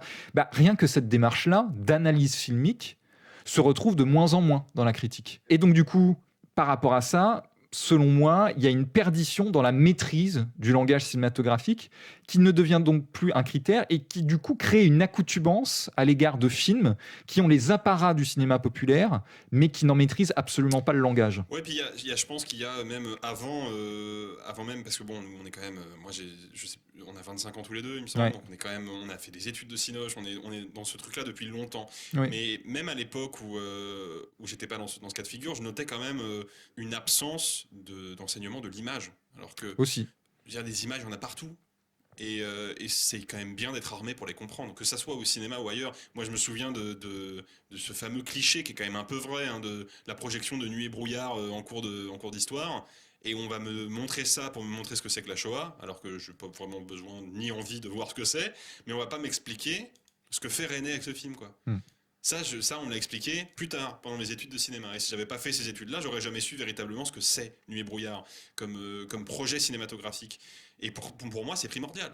Et c'est peut-être pour ça aussi que le vocabulaire se perd, que la connaissance de la grammaire filmique, qui en plus, moi, je trouve une grammaire plutôt limpide. Parce que c'est pas compliqué de comprendre ce que c'est qu'un plan, c'est pas compliqué de comprendre ce que c'est que du montage, mais il faut faire l'effort. Parce que personne ne t'ouvre les portes dans le circuit éducatif traditionnel, quoi. Et dans le champ, pour reprendre Toré, une critique, en fait, ça accompagne un film. C'est-à-dire que ça te permet de compléter ton ressenti et de mettre des mots sur ton ressenti. Et non pas que ça ait disparu, mais disons que ce n'est plus la doxa, ce truc-là. C'est plutôt avoir un avis, savoir si c'est bien ou pas. Ouais. Or, le critère du bien ou du mauvais, finalement, fait partie intégrante de la critique. Mais on a oublié aussi le fait qu'un film peut être juste, ou peut être intéressant, tu vois, et ça, je le retrouve de moins en moins, par exemple. Ou ce que dit un film de son époque, ce que dit un film par rapport à une certaine histoire du cinéma aussi. Oui. Cette conscience de l'histoire du cinéma, là, qu'est-ce que c'est qu'un film des années 70 ? Qu'est-ce que c'est un film des années 60 ? Là, tout à l'heure, on n'a pas arrêté de faire ça, finalement. La fin des années 60 qui est marquée par une utopie libertaire qui a connu un coup d'arrêt à cause de la famille Manson. Puis les années 70 où on prend acte de la fin de cette utopie-là. Les années 80 où on reprend certains vieux schémas, mais pour en faire autre chose. L'utopie des années 90. Bref, on peut faire une typologie. Et ce qui fait que, d'ailleurs, comme le fait Toré, on peut identifier un film des années 2000 comme un film des années 70. Exemple, les films de Rob Zombie, notamment Devil's Rejects, qui est complètement un film des années 70. Et donc ça, ça manque, quoi. C'est pas complètement un film des années 70, mais pourquoi ? il est marqué là-dessus. Parce que le film est quand même conscient qu'il mobilise des icônes. des années 70. Mais il acte, à l'image du cinéma 70, il acte la fin de quelque chose. Une espèce d'utopie dégénérée purement de cinéma, qui n'est ni politique, qui n'est pas du tout politique à mon avis, enfin qui n'est pas consciemment politique. Oui, mais et cet état d'esprit-là, pour moi, ça relève quand même d'un certain type de cinéma des années 70. Ah oui, totalement. Un film postmoderne pour moi, Divorce Reject. Oui, tout à fait. Un autre sujet pour un autre podcast peut-être. Bon, Paul, on a beaucoup parlé de cinéma numérique. Toi comme moi, on aime bien ça. Mais est-ce que le cinéma de demain se limite au cinéma numérique ? Ça, c'est moins sûr. Non, parce que regarde par exemple un cinéaste qu'on aime bien tous les deux, Fabrice Duvels, qui est assez hostile au numérique pour le coup. Oui, pour le coup, ouais. Mais qui utilise la pellicule magnifiquement bien et qui surtout, en fait, le met au service d'histoires qui sont tournées vers le public. Pour moi, en fait, le cinéma de demain, correspond en fait un peu à l'idée que je me fais du cinéma en général, c'est-à-dire que ça doit être un cinéma qui, pour moi, doit être tourné vers le public, doit être fondamentalement émancipateur dans son fond comme dans sa forme, doit nous montrer des choses qu'on ne voit pas d'habitude ailleurs. Ça fait un trait commun d'ailleurs avec la bande dessinée, d'ailleurs. C'est quand même un art où désormais tu peux figurer des choses incroyables. Et puis surtout, faire cet effort de montrer des choses qu'on n'a jamais vues auparavant ou d'une manière jamais utilisée auparavant, quoi. C'est-à-dire que même aujourd'hui, il y a beaucoup de films agréables, mais qui ne sont que agréables précisément parce qu'ils reprennent des choses qui ont déjà été faites auparavant. Oui, puis ils reposent sur une espèce de fausse vérité générale qui est que aller au cinéma, c'est agréable. Voir un film, ça ne l'est pas toujours. Et pour moi, c'est une notion importante. Oui, tout à fait. En l'occurrence, je ne qualifierais pas d'agréable le visionnage des films de Fabrice Duvels. Oui. Je les aime beaucoup, mais ce n'est pas des films agréables. Ce sont des films qui sont durs, ce sont des films qui sont psychologiques, qui sont viscéraux, qui sont quand même des films vraiment mais qui sont marqués, cinéma de genre, quoi. Qui sont marqués, quand bien même ce sont des films très noirs, mais qui sont marqués par... pas une intuition émancipatrice, mais en tout cas de transcendance. Je pense que c'est lié à son propre parcours aussi. Mais par exemple, le couple dans Alléluia, l'obsession et la ténacité et la folie contagieuse du personnage principal féminin, il y a quelque chose de transcendant là-dedans, et de subversif du coup. Mais voilà. Et donc ça, c'est ce qui me fait dire aussi, Duvel se réclame beaucoup de cette expression-là, le cinéma du milieu. Tu vois, ces films qui coûtaient ni 1 million d'euros, ni 200 millions, quoi. Tu vois ce que je veux dire ? Ce cinéma qui disparaît un peu plus et qui arrivait à capter, en tout cas là, si on se circonscrit à la tradition française ou francophone, je veux dire Henri Verneuil, Yves Boisset, tous ces cinéastes-là, même d'une certaine manière Melville, qui a été parallèle à la Nouvelle Vague, ce sont des cinéastes qui faisaient des films du milieu et surtout qui étaient fondamentalement tournés vers le public, qui essayaient d'aller vers le public. Et ça, ça se je pense que de toute façon, c'est une notion très importante dans notre travail de critique. C'est ça, c'est de parler des films qui sont tournés vers le public. Alors après, le truc, c'est aujourd'hui comment on parle au public. Parce que là, j'en viens à ce qu'on disait hors antenne, c'est-à-dire qu'il y a certains cinéastes qui aujourd'hui profitent du format film pour enfants. Donc je pense par exemple à Speed Racer des sœurs Wachowski, à Hugo Cabret de Martin Scorsese. J'ai pas d'autres exemples là-dessus, mais c'est déjà 2 exemples mastoc, quoi. Je pense qu'on pourrait parler éventuellement du Bon Gros Géant, par exemple. Ouais, ou le Bon Gros Géant. Ouais, encore que... Et surtout Tintin, en fin de compte. Ouais, ou Tintin, ouais. Ouais, encore que c'est pour enfants, vraiment, tu vois, Speed Racer, on parlait de l'humour, là, l'autre jour, là, tu vois, bon, l'humour est vraiment clairement tourné vers un public enfantin.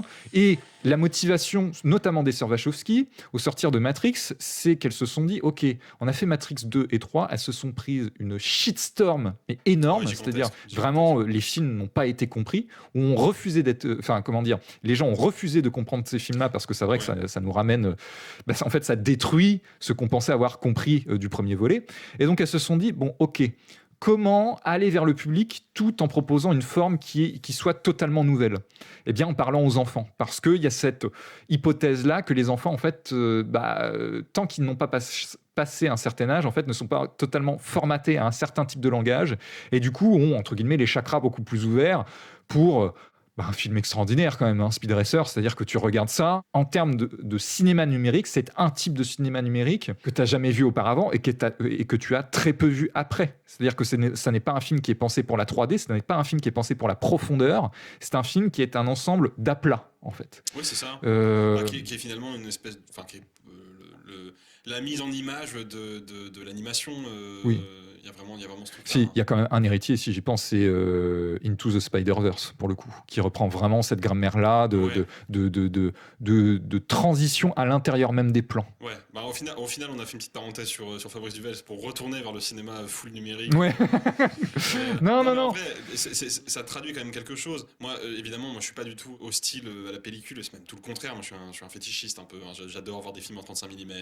Je trouve ça super bien, mais je pense que la vraie problématique du numérique, et c'est ce que disait Michael Mann, je l'ai cité dans l'article que j'ai écrit sur Miami Vice d'ailleurs, à ce sujet-là, c'est que aujourd'hui le numérique c'est une espèce de béquille dans 80% des films. Oui, tout à fait. C'est juste ça facilite la fabrication du film. Oui. Parce qu'il n'y a pas le problème de la pellicule voilée, il n'y a pas le problème de l'étalonnage en trempant la pellicule dans un bain chimique.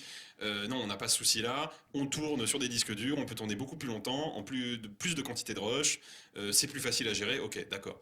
Mais qu'est-ce que ça raconte en fait? C'est une nouvelle technologie, il faut que cette technologie elle s'incarne visuellement. Autant le 35 mm globalement toujours été une incarnation visuelle, toujours été un outil esthétique. J'allais y venir, peut-être de moins en moins. Peut-être que le support des films, donc numérique, pellicule, n'est devenu qu'une espèce d'argument marketing qui n'est plus mis au service du fond, tu vois. Contrairement à Duvels, qui utilise la pellicule au service de sa dramaturgie, aujourd'hui la pellicule... Oui, pas n'importe laquelle en plus, parce qu'il tourne en super 16 mm, ouais, donc c'est vraiment la pellicule à l'ancienne. Ouais, c'est une des images les plus sublimes du cinéma européen contemporain, quoi. Voilà. Mais exemple, Christopher Nolan, pourquoi tourne-t-il la pellicule Tenet en pellicule? C'est vrai. Tu vois, et en dehors de l'argument marketing qui, au final... qui passe à peut-être 80% du public. Hein, quand même. Ouais, voilà, c'est ça. Donc ça, c'est une vraie question, en fait. Et encore une fois, on revient à la question du langage, en fait, de créer une signification à partir d'enchaînement d'un plan à un autre, de changement d'échelle, et puis d'un support, quoi. Donc ça me semble fondamental, en fait. Le cinéma de demain, c'est se rappeler de ça, c'est se rappeler de ce qu'est le cinéma, de ce que sont les racines populaires du cinéma, c'est-à-dire un art qui nous rappelle à nous-mêmes, qui nous permet de nous sentir plus grands que nous-mêmes, qui nous bouscule dans nos convictions, dans nos présupposés, et dont on ressort grandi, quoi. C'est ça. C'est ça. En fait, me permet de compléter cette phrase-là, mais juste simplement un cinéma qui comprend que il est plus que du divertissement. Oui, tout à fait. Même si évidemment que le cinéma c'est cool quand c'est divertissant, mais ça gagne toujours à être plus que ça, quoi. Et à se rappeler aussi, on n'a pas utilisé le terme alors qu'il est important, de ses racines foraines aussi. Ah oui, tout à fait, bien sûr. C'est-à-dire que, mais alors, racines foraines, faut pas entendre par là en mettre plein la vue et juste pour ça. C'est que quand on allait voir un film court dans une foire, c'était pour voir quelque chose que tu n'avais jamais vu auparavant. C'était pour vivre une expérience totalement nouvelle. Et c'est ce principe-là qui se cache derrière l'expression d'art, ou de racines foraines. C'est pas juste t'en mettre plein la vue pour te détourner le regard. Oui. C'est vraiment, encore une fois, la correspondance entre le fond et la forme pour te rappeler que l'art, en fait, c'est pas gratuit et que ça te permet de comprendre la vie, quoi, et de mieux vivre, tout simplement. Tu vois. Oui, c'est ça. Et effectivement, les racines foraines du cinéma rejaillissent dans ces films-là qu'on a cités, dans les films de James Cameron, d'Ang Lee et de Steven Spielberg. Ouais. Après, on s'est beaucoup concentré pour le coup sur un cinéma spectaculaire, oui, parce que ces films-là, en fait, c'est une somme d'exemples qui, en fait, correspondent à notre définition de base, c'est-à-dire un art émancipateur dans son fond comme dans sa forme. Et donc, du coup, plus la forme est flamboyante, plus ça devient évident. Mais, encore une fois, on a cité Michael Mann, donc, qui est un cinéaste, on va dire, moins fantaisiste que les films qu'on a cités. Oui, c'est le moins qu'on puisse dire. mais qui colle totalement à cette définition-là que nous donnons du cinéma. Qui, encore une fois, c'est un parti pris, mais que l'on identifie vraiment comme un art populaire. Donc c'est vrai qu'on n'a pas parlé d'un cinéma plus contemplatif, qu'on peut aimer aussi, mais par exemple, moi j'adore le cinéma de Terrence Malick, on ne l'a pas évoqué une seule fois, précisément parce que c'est peut-être autre chose, c'est peut-être un autre type de cinéma. Je pense que c'est un cinéma autre, mais en fait, moi je suis persuadé, et ça encore une fois, ça vient de mon parcours de spectateur, moi, mon entrée dans le cinéma, c'est la saga James Bond. C'était ça mon point d'entrée. Et je suis sûr, à 100%, que dans un système cinématographique, dans une industrie cinématographique, au cœur de laquelle il y a un grand cinéma populaire, tous les cinémas sont possibles. Par contre, dans l'industrie telle qu'elle est actuellement, c'est-à-dire avec au centre, en termes économiques, au centre des films qui relèvent plus de la culture de masse que de la culture populaire, on se rend compte qu'il y a même en parallèle un assèchement du système. Terrence Malick, moi c'est un miracle que ce mec-là arrive encore à faire des films en vrai, parce que va produire Une vie cachée ou The Tree of Life dans le cinéma d'aujourd'hui. Parce qu'il a trouvé son système parallèle en fait. Il a trouvé son filon, mais un cinéaste actuel qui démarrerait sa carrière et qui voudrait faire ça, il aurait sûrement beaucoup plus de mal. D'où le fait qu'il y ait très peu de révélations sur ces 10 dernières années. Et on parlait au moment de Beowulf que ce cinéma-là, que le grand cinéma populaire des années 2000 et 2010 remettait l'humain au cœur de son dispositif. En fait, je pense que c'est ça qui manque. Là, on parle beaucoup en fait de l'industrie hollywoodienne. C'est-à-dire que d'une part, le numérique n'est plus utilisé pour révéler quelque chose de nous-mêmes, mais aussi les films ne sont plus conçus à partir d'une vision humaine. C'est-à-dire que le cinéaste n'influe plus sur la réalisation de ces films-là, ou en tout cas ont de plus en plus de mal. Oui, mais parce que la position privilégiée du cinéaste, elle s'est considérablement dégradée, quoi. Parce qu'il n'y a pas d'appauvrissement de l'imaginaire. Je pense que, à mon avis, à Hollywood, des mecs et des nanas qui arrivent avec des idées nouvelles, je pense qu'il y en a plein. Ouais, c'est juste qu'ils sont tèges à l'entrée, quoi. Voilà. C'est ça le truc. C'est ce que de toute façon, même sans même parler de cinéastes, hommes comme femmes, qui chercheraient à débuter leur carrière et qui n'y arrivent pas, il faut quand même parler de Martin Scorsese, quoi. Oui. Martin Scorsese a fait The Irishman pour Netflix, son prochain film je crois que c'est pour Apple TV, donc ça y est, c'est fini en fait. Martin Scorsese il est sorti de la salle, et ça c'est quand même un constat et puis que Scorsese en plus est dans cet état là alors qu'il n'est pas mort artistiquement, tu vois. Non, pas du tout, parce que t'as des mecs de cette génération là, on va dire des cinéastes qu'on adore, et citons-les, Argento et Brian De Palma, des cinéastes qu'on adore pas du tout. Artistiquement ils sont morts, et donc ceci explique pourquoi ils sont devenus ce qu'ils sont aujourd'hui, quelle est leur place aujourd'hui. Or, là, le problème, c'est que, mis à part Steven Spielberg, prenons un autre exemple, je veux dire Guillermo del Toro, qui est pour moi l'un des cinéastes les plus importants du XXIe siècle, on a failli le perdre 2 fois. C'est-à-dire qu'au sortir, je crois que c'est de Crimson Peak, donc accueil critique et public vraiment moyen, quoi. Il a songé à arrêter. Et La Forme de l'eau, il a investi de sa poche et il a dit, si ça ne marche pas, j'arrête le cinéma. Pour qu'un cinéaste aussi impliqué que lui en vienne à vouloir abandonner le cinéma, ça veut dire qu'il y a quand même un problème structurel. Oui, en plus, je vais peut-être pas citer la citation exacte parce qu'elle est un petit peu longue, mais il y avait ce truc de Scorsese qui parlait de la problématique du contenu, et qui disait que le mot contenu avait changé de sens, qu'on était passé d'un terme qui désigne le fond d'un film, ce que le film raconte, à juste une qualification de produit. Voilà. Oui, tout à fait. Et ce qui fait que lui, il disait un film de David Lean et une vidéo de chat, c'est globalement la même chose dans le monde d'aujourd'hui, c'est du contenu. Et il y a ce truc, c'est que quand on commence à penser un film comme un contenu, on perd de vue, selon moi, qu'un film, c'est avant tout la composante d'une œuvre, dans la plupart des cas. Et c'est le cas avec Guillermo del Toro. Par exemple, Guillermo del Toro, il a été récompensé largement aux Oscars pour La Forme de l'eau. En plus, pour un film qui n'est même pas son meilleur, en plus. Qui n'est pas son meilleur, mais surtout un film fondamentalement assez... dans l'air du temps, assez consensuel en fait, je trouve.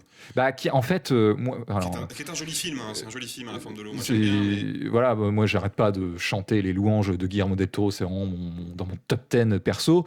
Et j'ai toujours, les gens n'ont jamais compris pourquoi j'avais des réserves sur La Forme de l'eau, précisément parce qu'il renonce à la dimension hermétique, mais hermétique au sens neutre du terme, c'est-à-dire au fait que avant, dans ces films, il y avait des symboles qui étaient là, mais qui n'étaient pas explicités auprès du public. Dans La Forme de l'eau, tu as le personnage d'Octavia Spencer, qui a un prénom biblique. Eh bien, Guillermo del Toro fait une scène où elle explique son prénom. Oui, c'est le symbolisme du film s'exhibe un peu trop. Tout à fait. Je veux dire, le cinéma dans le film qui s'appelle l'Orpheum, tu vois, on a vu ça vraiment plein de fois, quoi. Et en fait, alors, il n'est pas du tout complètement tombé là-dedans, mais en fait, il y a une espèce de processus de littéralisation du fond des films qui fait que, en fait, ils doivent être un peu transparents auprès de leur public pour être parfaitement reçus. Crimson Peak était un film entre guillemets hermétique au sens où il ne donnait pas entièrement sa symbolique au spectateur et qui, du coup, beaucoup de gens sont passés à côté, c'est-à-dire ont vu ça comme un ersatz de ce qu'on appelle le film male gothique, quoi. Tu sais, les films genre Rebecca, où t'as une nana qui vient dans une maison hantée, en gros tout le film c'est de savoir la maison du diable, tu vois, toute la dramaturgie du film c'est de savoir est-ce qu'elle est folle ou pas. Là, associer le film de Del Toro à ça, alors même que la première phrase du film, c'est « Les fantômes existent ». Donc déjà, l'enjeu, c'est même plus de savoir si elle est folle ou pas. Et donc du coup, de fait, le personnage principal féminin s'affranchit de sa condition d'archétype femelle gothique, tu vois. Ouais, carrément. Donc, Et en plus, il y a ce truc, moi j'ai peur que Guillermo del Toro suive le même trajet qu'Alfonso Cuarón, en fait. Parce que Cuarón, moi je me souviens de Cuarón récompensé, je crois que c'était pour Gravity, où il a raflé plein d'Oscars. Il en a raflé aussi pour Roma, parce qu'il y a quand même un truc à changer entre-temps. C'est que le système qui le récompense et qui lui file des Oscars ne veut pas distribuer son film dans les salles. Oui, c'est vrai. Donc il y a ce truc aussi, c'est que... Après, Nightmare Alley, apparemment, est dans les rails. Je sais plus si c'est Warner. Alors peut-être, mais bon, voilà. The Irishman, il était dans les rails pendant 15 ans. Oui. Mais il y a ce truc où tu pourrais t'attendre naïvement à ce qu'à partir du moment où le système, où l'industrie récompense l'œuvre d'un cinéaste, le film d'un cinéaste, quelque part ça veut dire qu'elle prend son œuvre en considération et qu'elle se dit ok, ce mec là il est intéressant, il faut continuer de le valoriser. Et c'était sûrement le cas à une époque, ce n'est plus le cas aujourd'hui. C'est-à-dire que ok, Gravity, alors ça c'est bien, parce que ça, Gravity en termes de contenu, c'est un gros film spectaculaire avec Sandra Bullock, avec George Clooney, ça va faire des entrées, on balance ça dans les salles, on lui file des Oscars, c'est très bien. Par contre, Roma, le grand public, il s'en bat les couilles de savoir c'est qui cette bonne, et c'était quoi l'enfance de Cuarón, il s'en fiche. Alors c'est un film plus confidentiel, on va dire. C'est magnifique, mais ça n'intéresse pas les distributeurs. Quand bien même ces mêmes distributeurs font partie de l'Académie des Oscars et vont filer des Oscars à Alfonso Cuarón, ils veulent pas de son film dans les salles. Parce que c'est plus l'œuvre qui prime, c'est le contenu, un instant. Et l'artiste aussi. Oui, de fait, l'œuvre et l'artiste. Ou un autre type, alors pour d'autres raisons, annexes que nous n'évoquerons pas ici, mais Mel Gibson. Je veux dire, Mel Gibson, en 2016, se fait acclamer pendant je ne sais combien de minutes à la Mostra de Venise pour Tu ne tueras point, est nommé aux Oscars, reçoit plusieurs Oscars techniques, et au sortir de 2016, bon après, c'est sûr que... Je crois qu'il a l'Oscar du meilleur réal ou un truc comme ça, non? Ou il a un Oscar de meilleur scénario original? Peut-être, ouais. Il a un Oscar qu'il récupère lui-même. Ah oui, d'accord. Pas juste un Oscar technique. Bon après, tu pourras toujours me dire, oui, ok, c'est sûr que quand tu veux faire un film sur la résurrection du Christ, bon, c'est pas évident de remonter quelque chose, mais enfin, je veux dire, son projet de faire un film sur les Vikings, avec DiCaprio, pourquoi ça ressort pas? En fait, pourquoi Mel Gibson, qui a été réhabilité par la critique et les institutions, ne se voit pas. Parce qu'en fait, il est pas. Moi, je pense pas qu'il ait été. Je pense pas qu'il ait été réhabilité. Alors, réhabilité par la critique, oui. Être nommé aux Oscars, c'est pas rien quand même. Hein. Oui, mais le truc, c'est que moi. Les Oscars, la mafia, quoi, tu vois. J'ai l'impression que c'était pas rien. Qu'aujourd'hui, c'est quand même quelque chose de devenu assez vain. Déjà, parce qu'on a tous conscience que les Oscars, c'est juste une affaire de lobbying. Oui. Mais il y a ce truc où, Mel Gibson, il fait un film de guerre et le film marche, et il a des bons retours critiques, et il y a un événement qui se crée autour de Mel Gibson, donc on concrétise l'événement en lui refilant un Oscar. Mais fondamentalement, son œuvre, d'un point de vue industriel, les financiers d'Hollywood n'en ont rien à foutre. Quoi. Donc je pense que c'est ça le problème. Et c'est pour moi de ça dont parle Scorsese quand il parle de contenu et du fait que le mot a changé de sens. C'est qu'on ne s'intéresse plus à l'œuvre d'un cinéaste. On ne s'intéresse plus au travail de Mel Gibson dans sa totalité. On s'intéresse à Mel Gibson s'il peut faire l'actualité et s'il peut générer du contenu. Et si ce n'est pas le cas, on balaye. C'est l'avènement de l'instantanéité dont nous parlions. Tout à l'heure. Encore une fois, la cohérence absolue. C'est ce podcast. Donc oui, donc ça complète en fait. Là, on est toujours dans la conclusion digression, mais ça complète aussi notre définition du cinéma de demain. C'est aussi la vision d'un artiste, quoi. Donc là-dessus, je sais pas si tu as des choses à rajouter. Écoute, moi je pense qu'on a déjà été bien. On a déjà beaucoup parlé, je pense. Ouais. Bon, là-dessus. Alors, est-ce qu'on fait un teasing? Non? Alors, avant même de faire un teasing, j'ai quand même une question à te poser. Ah oui, exact, j'allais oublier. Qui est intéressante. Selon toi, dans l'avenir proche ou moins proche du cinéma, quels sont les films qui peuvent incarner ce cinéma de demain dont on a parlé, quoi? Et peut-être, espérons-le, lancer la machine de manière un petit peu plus efficace que Beowulf, qui a quand même été un échec. Donc, Ouais. Alors, je vais te citer 2 exemples, donc 2 sorties de 2021. Peut-être un 3e exemple, je verrai. Le premier, c'est Matrix 4, donc de Lana Wachowski. Surprenant. Parce que Esther Wachowski, c'est top 3, top 4 peut-être perso, mais bref. Alors d'extérieur, on peut se dire ok, c'est une suite tardive, donc vraiment le symptôme de son époque.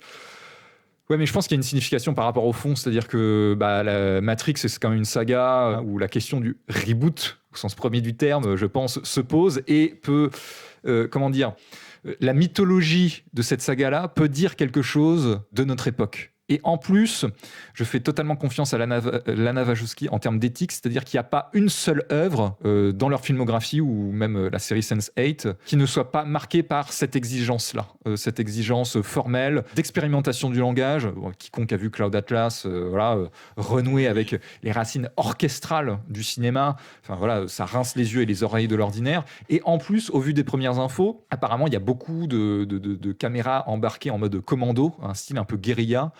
J'ose espérer que le Matrix 4 sera ce que Die Hard 3 était au premier Die Hard, quoi. Tu vois ce que je veux dire, c'est-à-dire une redéfinition de l'esthétique de la saga Matrix. Donc ça me fait vraiment envie. Et puis bon, en termes de logique émancipatrice, les sœurs Wachowski, elles se placent là, quoi. Oui, alors ça c'est évident. Ouais. Le deuxième exemple, donc c'est le prochain film d'Edgar Wright. Attention les haters. Donc Last Night in Soho, la seule bande-annonce où je me suis dit, ok, je sens que je suis au cinéma parce que les plans en eux-mêmes ont une signification. C'est-à-dire que... puis bon, moi j'attends évidemment beaucoup Matrix 4, mais je suis très très curieux de Last Night in Soho parce que je fais assez confiance à Edgar Wright pour créer du sens avec ce qu'il mobilise, quoi. Oui. Parce que Baby Driver, je me souviens de certains retours publics de gens qui pensaient que c'était juste un film jukebox. Non, c'est pas du tout un film jukebox, c'est un film qui pense vraiment l'utilisation de la musique, notamment par le montage. Donc je suis très curieux de savoir ce qu'il peut faire avec la Puis, petit point Baby Driver aussi, soi-disant que le film ne dit rien, le seul fait de renouer avec les racines musicales du cinéma dit quelque chose par rapport au gros de la production de l'époque. Preuve en est que tu regardes Baby Driver au milieu du saut de films qu'on voyait tout autour, tout de suite tu te souviens que le cinéma ça peut aussi être ça. Et donc rien que ça, c'est un geste entre guillemets politique, quoi. Ouais, puis bon, on peut aisément le comparer à un film qui, pour le coup, est un authentique film jukebox qui est Cruella de Craig Gillespie. Mm-hmm. Et la musique dans Cruella ne sert qu'à combler les manques du film, en fait. Mm-hmm. C'est-à-dire que sans la musique, on ne croit pas à son univers, on ne croit pas à ce qu'il convoque. Alors que Baby Driver, la musique est indissociable du montage. Le film ne peut pas exister sans la BO, quoi. Tout à fait. Donc elle sert à quelque chose. Et je pense que Last Night in Soho va suivre le même trajet. Je pense qu'il va y avoir des trucs très intéressants là-dedans. Voilà. J'ai un troisième exemple, c'est les suites d'Avatar, quoi. Avatar 2, 3... J'avais noté aussi, Avatar 2 sort en 2022 en plus. Hein. Il n'est pas si lointain que ça. Voilà. Il n'y a pas de date précise, mais techniquement, il doit sortir à ce moment-là. Alors, tu vois, ça va faire la transition entre toi et moi. Alors, juste, la tradition autour de James Cameron, c'est quand même à chaque nouveau projet, donc Titanic puis Avatar, les aficionados de Cameron remettent en question l'intérêt du projet sur lequel il est en train de travailler. C'est-à-dire que Titanic, il a bossé 4 ans dessus. Avatar, il a bossé je ne sais combien de temps dessus. Ouais. À chaque fois, ça se traduit par un succès artistique, public et même critique, on va dire. On va passer à côté des retours de veste tardifs. Et là, du coup, on retrouve ça avec les suites d'Avatar. C'est-à-dire que ceux qui ont aimé Avatar disent mais pourquoi il fait ça n'a aucun intérêt, alors que le mec, ça fait des années qu'il bosse dessus, qu'il invente des caméras 3D qui vont sous l'eau, qui va redéfinir le sens de la performance capture, enfin bref, qui va repousser les limites du cinéma, qui va nous rincer les yeux de l'ordinaire. Je vois pas pourquoi, et puis là j'utilise l'expression, je vois pas pourquoi on fait la fine bouche, mais pas au sens où c'est parce qu'il y a rien de mieux, c'est juste que c'est un projet moteur dont le cinéma a vraiment besoin, quoi. Et comment on peut encore avoir des doutes à l'égard des motivations de Cameron, quoi. Moi, il faut savoir que moi, Cameron, je me rends compte un peu aujourd'hui que je suis passé à côté de son cinéma, quand même. C'est-à-dire que, moi, j'aime pas trop Titanic, mais Avatar, pour le coup, moi, à la relecture, j'avais pas trop un souvenir positif du film, et je pense qu'il faut que je le revoie parce que je suis passé un peu à côté. Non, l'article de Rafik Djoumi sur Arrêt sur Image t'a fait du bien. Il m'a beaucoup aidé à prendre conscience de ça. Non, moi, pour le coup, je vais reprendre à mon compte une citation de Toré, évidemment, qui disait qu'avec lui... Toré Zouz. C'est ça, mais avec lui, tout commence avec Ford et puis tout finit avec Ford. Moi, tout commence avec Spielberg, et puis au bout d'un moment, il faut quand même se rendre compte que tout finit aussi avec Spielberg. Donc moi, j'attends beaucoup West Side Story, évidemment, qui doit débarquer en fin d'année, il me semble. Oui. Après 1 an de retard. Ouais. Quand même, j'en peux plus d'attendre ce film. Pour une raison simple, en vrai, pour moi, la simple idée de voir Spielberg se confronter à nouveau au cinéma qu'a fait sa cinéphilie, après avoir fait les films Indiana Jones, qui étaient des hommages à Douglas Fairbanks et Errol Flynn et tous ces trucs-là, moi, je suis très curieux de le voir faire son West Side Story. Déjà parce que j'aime pas le film d'origine, ça me donnera peut-être l'occasion d'aimer l'histoire. Moi non plus. Et puis parce que Spielberg réussit quand même, et c'est peut-être le seul qui réussit à ce point-là, à toujours être au sommet de la vague, quoi. tant artistiquement qu'industriellement, quoi. C'est-à-dire que c'est peut-être le dernier grand cinéaste qui continue de vendre des films sur son nom, où son nom est toujours un argument marketing. Donc je suis très curieux du projet.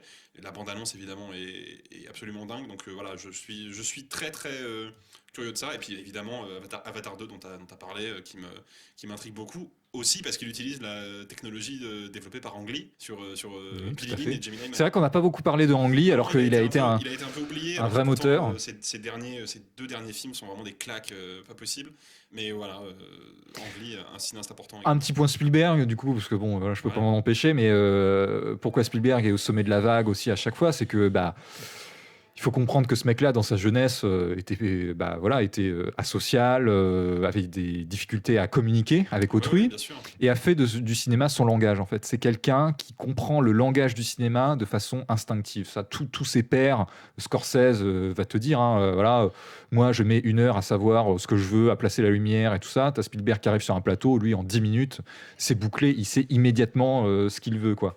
Et ça, alors là, ça donnerait lieu à un développement, donc là, je reste en surface, mais des cinéastes qui comprennent intuitivement la rythmique du langage du cinéma, il en reste encore quelques-uns, mais encore une fois, ils datent du XXe siècle. Je citerai Brad Bird quand même, j'ai revu récemment Le Géant de Fer, un animateur dont on n'a pas parlé, mais qui pour moi est un nom hyper important de la culture populaire du XXIe siècle, c'est Genndy Tartakovsky, donc le créateur de Samurai Jack, ou plus récemment de l'extraordinaire série Primal. Et de Clone Wars. Probablement son travail le plus connu parce qu'il s'inscrit dans Star Wars, mais qui est une série qui est la meilleure chose qui soit arrivée à Star Wars depuis l'épisode... Allez, soyons gentils, depuis l'épisode 6. Voilà. J'allais dire l'épisode 5, mais non, l'épisode 6. J'aime beaucoup l'épisode 3, mais on en reparlera peut-être un jour. Ouais, non, ce Clone Wars, c'est quand même mieux quand même. Mais Clone Wars, c'est mieux. Oui, bon. Et donc voilà, et en fait, ces cinéastes-là, il faut les chérir, parce que par exemple, Primal de Tartakovsky, très peu de personnes, alors moi compris, parce que j'avais pas le temps à l'époque, mais très peu de personnes ont parlé de Primal, alors moi, que... je l'ai même pas vu, donc c'est pour te dire... C'était dispo sur MyCanal, encore du temps où il y avait le partenariat avec Adult Swim, mais vraiment, où tu te dis, ok, le cinéma, c'était une série télé, mais... Le langage du cinéma, ça pouvait être ça aussi. Et paradoxalement, en ressort un sentiment de modernité, alors même qu'il renoue avec le langage classique de Kurosawa, de Spielberg, des comics pulp. Et donc, je me dis aussi que la modernité, c'est aussi savoir d'où l'on vient. Tu vois ce que je veux dire ? C'est ça. C'est-à-dire s'inscrire dans une histoire et aussi comprendre ce qui était avant nous, quoi. Donc voilà, et Spielberg, du coup, en faisant un remake de West Side Story, applique concrètement ça, quoi. La boucle est bouclée, c'est certain. Donc voilà, t'avais un autre exemple ? Non, ça fait déjà 2 exemples. Je pense qu'on a... Ouais, là on a atteint peut-être les 2 heures. On va les atteindre dans 2-3 minutes, il me semble. Non, mais c'est peut-être l'occasion de parler, Paul, si tu veux, du prochain. Ouais, alors le prochain, donc qui arrivera mi-septembre. Probablement courant septembre. Ouais, voilà, donc en fait... Parce qu'en août, on prend des vacances quand même, faut pas déconner. Voilà, donc en fait, le podcast, c'est notre ligne éditoriale, si on parle un peu de ce qu'on a envie, quoi. Donc là, c'était un numéro 1 introductif de présentation où c'était... Voilà, on réfléchissait à une question qui est importante pour nous et qu'on retrouve. L'épisode 0. Voilà, tout à fait. Et on réfléchissait à une question importante, donc le cinéma de demain, parce que précisément, en fait, ça nous manque dans la critique institutionnelle. Et donc, on supplante pas la critique, c'est juste de notre côté, en fait, on réfléchit et on avait envie de partager ça. Vous pouvez être d'accord ou pas. Donc, l'épisode 2 portera sur un cinéaste qui nous semble important, qui nous semble aussi partie prenante d'une vision du cinéma éminemment populaire. Donc, c'est Rob Zombie, qui a une actualité, donc outre son dernier album, qui est correct. Je sais pas si tu l'as écouté. Non, j'ai pas écouté son dernier album. Lunar Injection, machin là. J'ai développé une petite obsession pour le 2e album de Sakara Solo, donc j'oublie toujours le titre parce qu'il a des titres à rallonge pas possible. Sur lequel il y a Demon Speeding, je crois, son plus gros. Ah oui, donc c'est pas Hellbilly Deluxe, c'est pas Hellbilly 2. Ouais, non, je me souviens plus. Mais qui est pas dispo sur Spotify. Non, mais qui est sur Deezer. Sur Deezer, il y a toute la discographie de Rob Zombie. Donc bref, qui nous semble important, alors quand même là, il a une actualité avec son dernier album qui est correct et il a un projet de film, voilà, qu'il avait envie de faire depuis longtemps, donc qui est l'adaptation de la série The Monsters, donc qui est un peu l'équivalent de la famille Addams, quoi. Voilà, donc une série très populaire américaine des années 60, donc auquel il faisait déjà référence dans La Maison des Mille Morts, où la famille regardait cette série-là. La chanson Dragula, qui est son tube le plus connu, fait référence à cette série-là. Donc qu'on attend avec impatience parce qu'enfin, il a un budget assez confortable, quoi. C'est pas 2,5 millions de dollars. Qui produit ce truc-là déjà ? Universal. Je crois que c'est Universal. Donc en plus, il a de l'argent, quoi. Donc il part tourner en Europe de l'Est, mais c'est en Hongrie, donc ça va avec le cadre du père et de la mère vampire. Bon, Europe de l'Est, ça va, on est assez cohérent. Mais après, il faut pas nier aussi qu'il est resté sur 2 films vraiment, un raté et l'autre vraiment médiocre, quoi. Donc 31 et 3 from Hell. Mais d'un autre côté, qui a signé quand même 2 très bons films et au moins un chef-d'œuvre. Donc ce chef-d'œuvre, c'est Devil's Rejects. 2 très bons films, donc comme ces 2 remakes d'Halloween, qui sont un peu les seuls remakes potables de cette vague horrible des années 2000. On parlera pas jamais des films de David Gordon Green. Hein. Ouais. Donc voilà, donc il nous semble important. Et puis surtout, c'est un auteur dont on parle pas forcément ailleurs et en fait qui a une approche globale de l'art. Hein. C'est-à-dire qu'il y a vraiment des ponts entre son approche de la musique, son approche du cinéma, son approche du comics, qui nous semble intéressante. Et donc on va digresser de nouveau dessus courant septembre. Ça va saigner. Voilà. Et puis est-ce qu'on fait une deuxième annonce si tu le sens. Hein, sur du coup, dans le courant de la publication de ce podcast-là, on va également publier sur le site un texte de comment on pourrait appeler ça, de recrutement en tout cas. Enfin, on ouvre nos portes aux gens qui se reconnaissent dans notre vision du cinéma, qui privilégie l'analyse au ressenti. Peut-être le texte sera sorti avant la diffusion du podcast, d'ailleurs. Je ne sais pas, faut que je l'écrive. Voilà. Mais voilà, qui s'inscrira dans le prolongement de ce podcast-là. Et donc voilà. Donc, écoute, Paul, je pense qu'il est temps de dire au revoir à nos auditeurs. Oui. Mais avant ça, j'aimerais quand même déjà remercier ton camarade dont j'ai oublié le nom, c'est une catastrophe, qui a composé la musique. Tom Kelma, oui. Tom Kelma, exactement. Tom, merci à toi, parce que les musiques sont super cool. Et remercier aussi l'ESEC, l'École supérieure d'études cinématographiques, qui nous a gracieusement prêté le matériel avec lequel on enregistre. Donc merci beaucoup à eux. Merci. Et écoute, Paul, je pense qu'il est temps de nous dire au revoir. Au revoir à nos auditeurs. Merci de nous avoir écoutés. Merci. Je te laisse le mot de la fin. Ah, sympa. Écoutez, à la prochaine. Et puis, encore une fois, si vous vous retrouvez dans tout ce qu'on a dit, n'hésitez pas à nous écrire un petit mail et à nous envoyer des exemples d'articles et nous y répondrons. Promis, on répond aux mails. Oui, on répond à tous les mails, même aux plus fous. Bon, allez, bonnes vacances. C'est pour ceux qui partent en vacances. Et à la prochaine. Ciao.